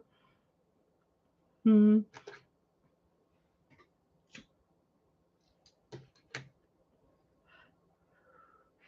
As this one, a disgruntled teen doing something you did as a teen, I think I would like the image I get to my mind is this family visiting the mall, and then they're leaving the mall, and the teenager is always walking, what, 10 feet slacker behind you.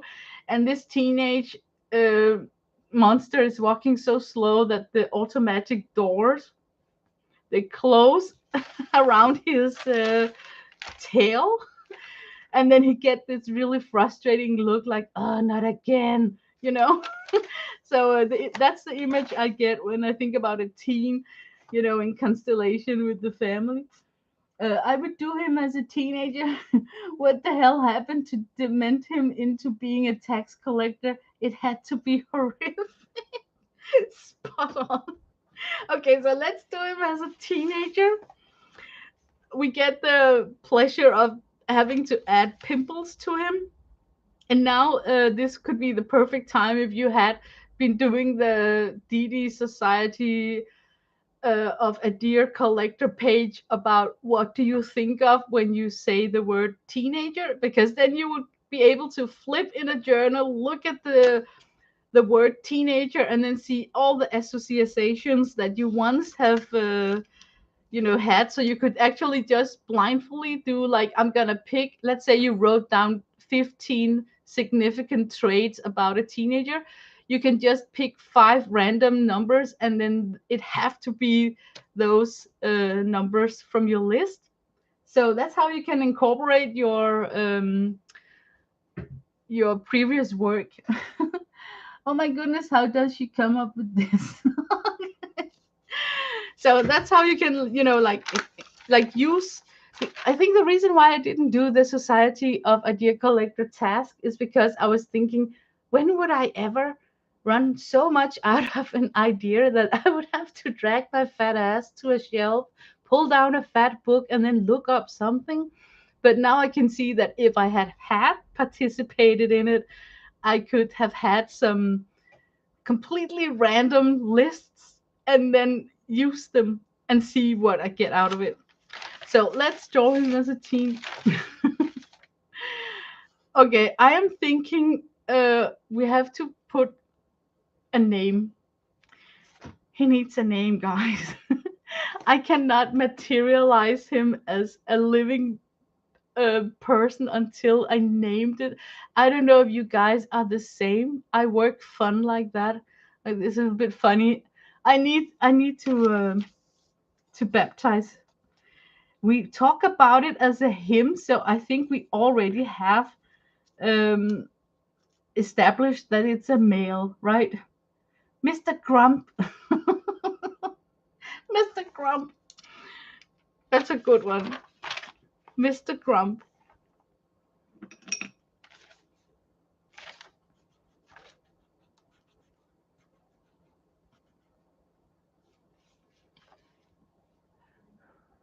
I'm pretty sure all tax collectors are named Norman or Walter. That is hilarious. I'm gonna put it Mr. Norman Grump. Norman Grump. There's something beige about the name Norman, so I can really imagine that's a good tax collector name. And Grump just, you know, is just grumpy, never smiles. Mr. Grump. And to me, a teenager is 16, 17. So, hi, Barbara, Chicken Pot Pie Society. I'll say, like, he is 16 years old.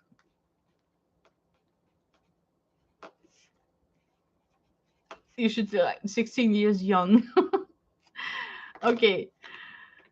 Are you talking about my husband? Oh my god, is his name Norman? I'm sorry. Skinny, yeah, skinny with pimples. That's good. Okay, let me try and sketch him up. It has to be. I suddenly feel like it needs to be in pencil in case someone is saying, "Okay, this is a regular pencil. Uh, this is also a pencil. It's a little bit thicker. It's a Lyra. It's got that crayon feeling like you're a kid again. So I would recommend this playful pencil right here. And I'm just gonna sketch in the keywords I see from chat. I hear something about skinny jeans, and then I'm thinking some sort of Converse rubber shoe.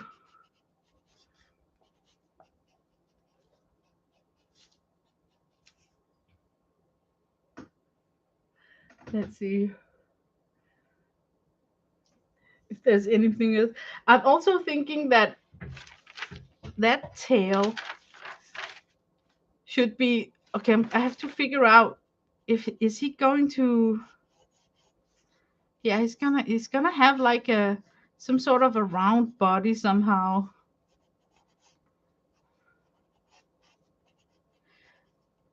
I'm just gonna let my fingers try and sketch out. That looks like underwear. Like how we could paint him in underwear. There's something about teens, they're so fucking lazy that if it takes and requires pants, it ain't gonna happen. They're just gonna browse around, pants around the house in their freaking underwear.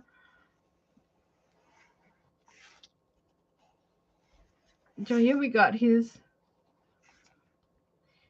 and because he's not that fully developed, neither is his. It's just small.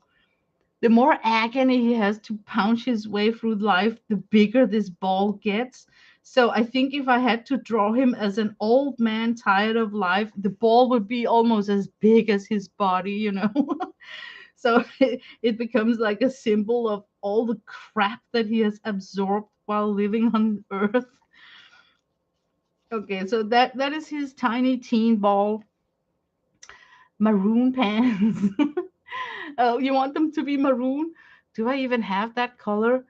It should red is the closest I can get to maroon. So we're gonna give him red underwear. Okay, now I have to figure out. I think I want his uh, I want his body expression to be like like like no energy. There's there's no such thing as teenagers who can be exhausted, you know, like they freaking achieved something like a marathon. They can get out of bed sleeping 16 hours and still look exhausted. So I want this exhausted, giving up kind of. Okay, now we have to. Is this gonna be smiling? Like is he like a happy teenager or a little bit pissed or just like no facial expression? Must be Calvin Klein. Good. That was so good. You know what? These clue words are so good. Must be.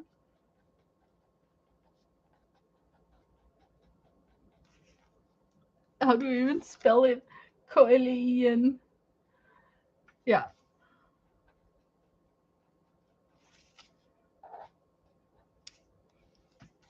Yeah. Underwear.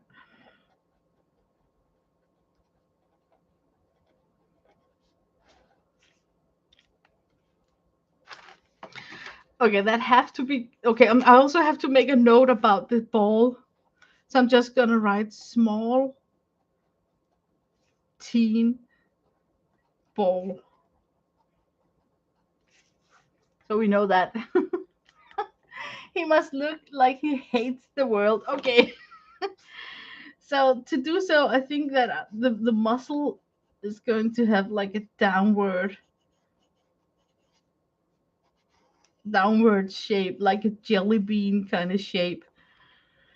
And of course, we could just like do turned down mouth, but to include the hate, I think we could do like turn down mouth and then show a little teeth. So now you got like he's grinding his teeth. And then the closer the eyes are together, the more frustrated a person looks like. So even though it may look like he's looking like a frog, but hang on, just work with it.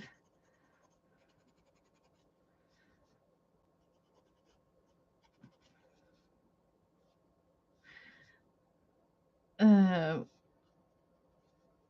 yeah, he's getting this look like he doesn't look at you directly because you don't deserve that kind of attention. So he looks elsewhere when you communicate. Was that the shape of his head? Okay, we have to work a little bit with the shape of the head. This could be like the teenage head. So I'm just gonna write teenage. And now, as older he get, we gotta make a middle age head right here. Because now I want to show you guys something really funny about his evolution. Now he went to school and he got a little bit larger brain.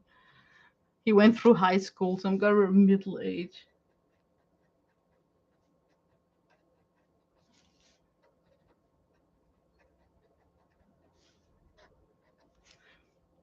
And now we're gonna make it when he's like really old. His eyes is getting a little bit squeezed because it's feeling pressured for everything he's carrying above his eyes. So his head could actually be that strange shape, almost like a cone one. Very old. Making you think like he's like a mushroom. You know those mushrooms when you walk on the lawn and you accidentally kick it and then it contains this balloon of dust inside, like poof. So when he's dying and he's expiring his time here on Earth, it could be because his head is, you know, inflating first and then deflating like one of those mushrooms from your lawn, like poof, and that's his exit. So I think it's cool that he's assembling and sucking down like a magnet all that useless excuses he has heard the whole life by being a tax collector. Everything useless, hot air, compressed things getting captured inside this giant head. So yeah, that was a fun one. Looks like a weirder weirder Homer Simpson. Oh, it's true. What can we put something so people won't associate with Homer? No, it doesn't help that I put in something from Beard. He could wear glasses to get our thoughts away from Homer. Um, what kind of glass would? I think you start when you're middle aged to have bad eyesight. That's where you introduce glasses as a permanent thing in your life. So, what kind of glasses? Uh, I think I think I want to try like a really round shape.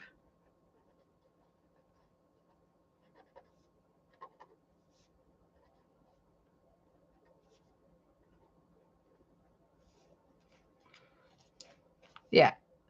Now I think he looks more like we have to give him a shave. It doesn't look nice with that beard.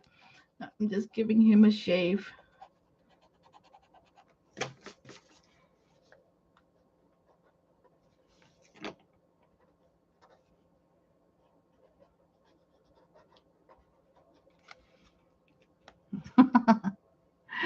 Ew.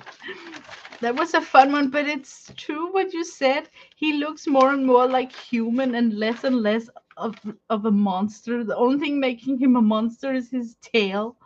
So maybe I need to, you know, maybe I need to like do this exercise one more time and then release myself from this strange pattern I have to putting uh human look-alike on my monsters. You know what I'm saying? Like it's like I need to free up more imagination to end up with stranger creatures because Lynda is showing some illustrations with monsters that doesn't even have, looking like a human. So maybe that could be like a what I should ponder about on my next exercise here.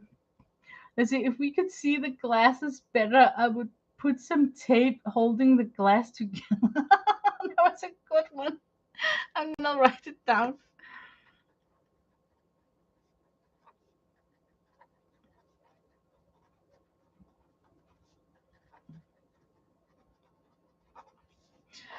because he would be like that, wouldn't he? Like, totally, not because he's frugal by choice, but he's frugal by laziness, because he won't spend an extra minute out in society if he have to.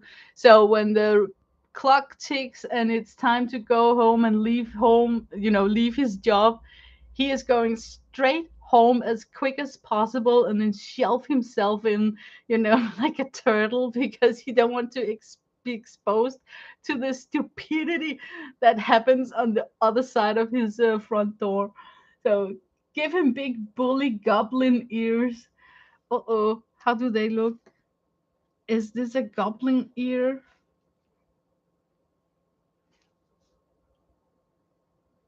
Maybe it is. So, it was? Okay.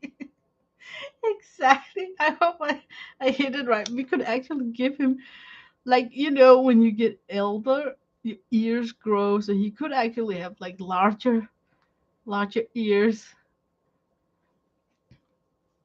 And of course he would still need that tunnel thing to hear what the hell people are saying. So he would still, even though he's got like the most biggest ears, he still need that thingy.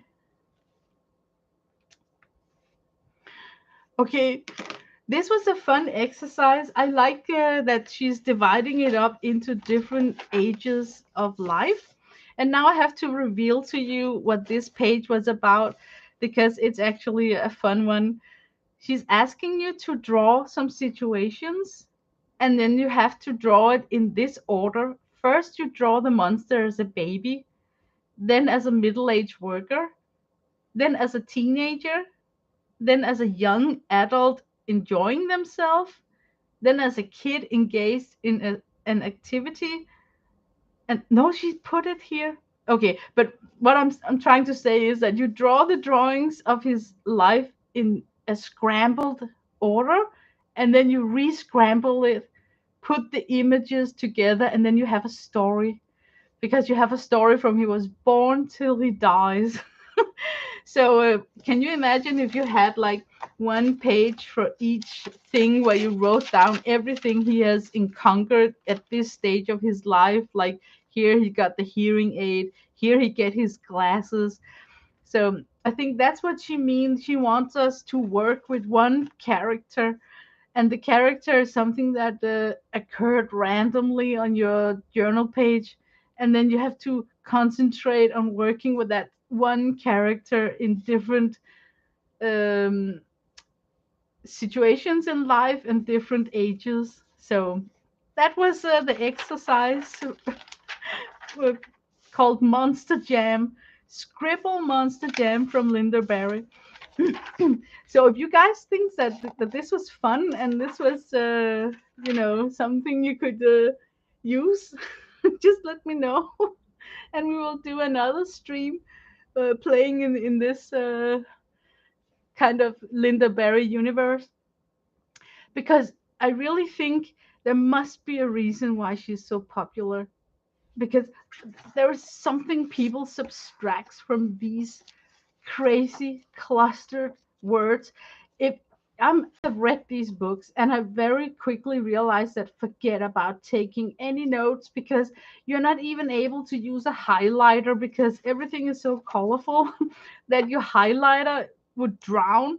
And the way she writes looks totally like my own handwriting. I don't know if you guys have noticed. It looks like my own handwriting. So I can't even write a comment to myself in the marking. It will drown in these pages.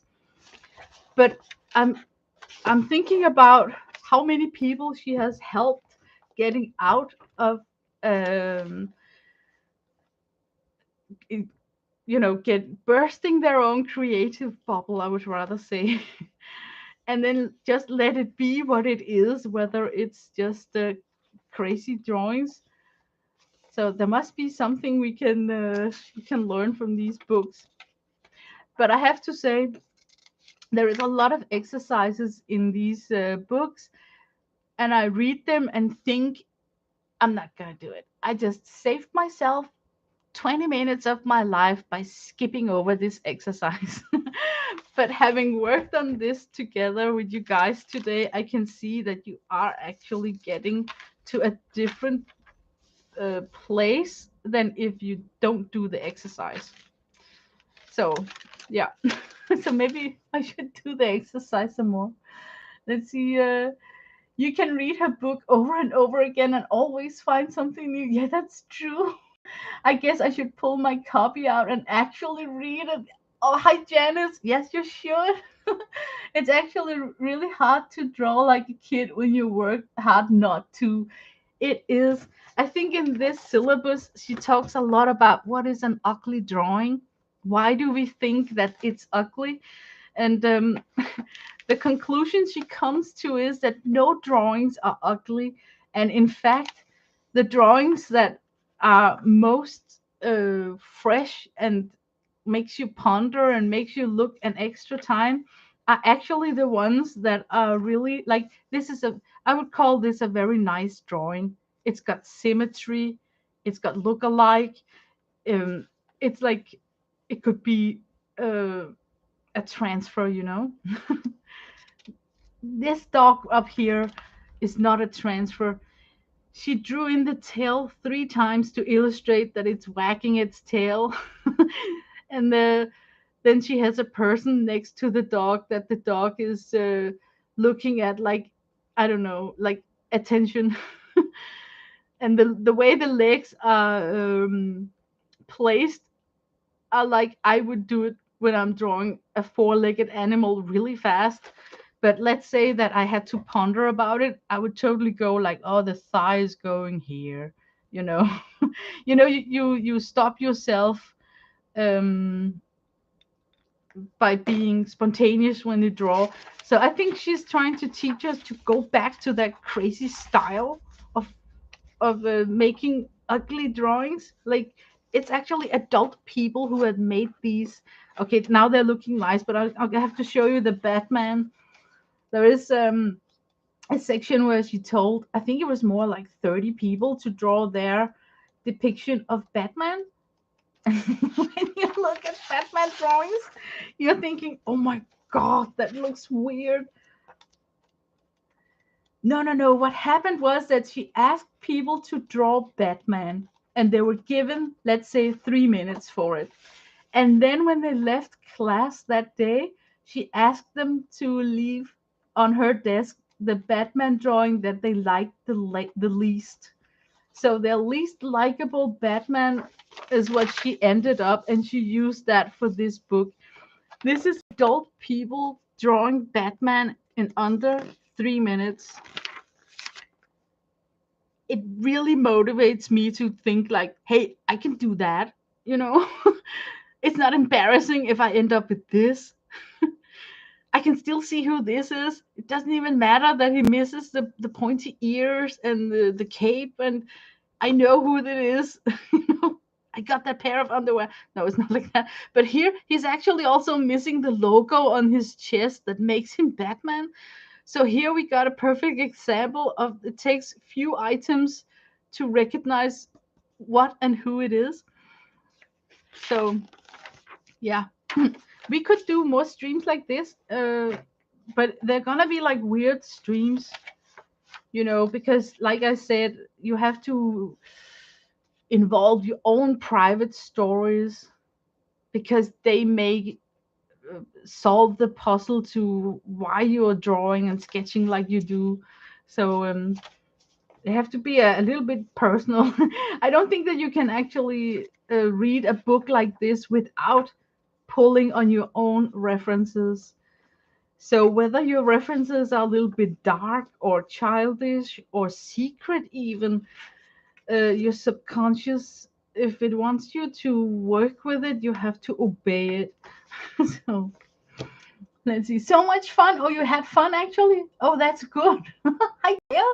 Oh, so sorry for not saying hi before now. And just sorry if I didn't say hello to you in chat.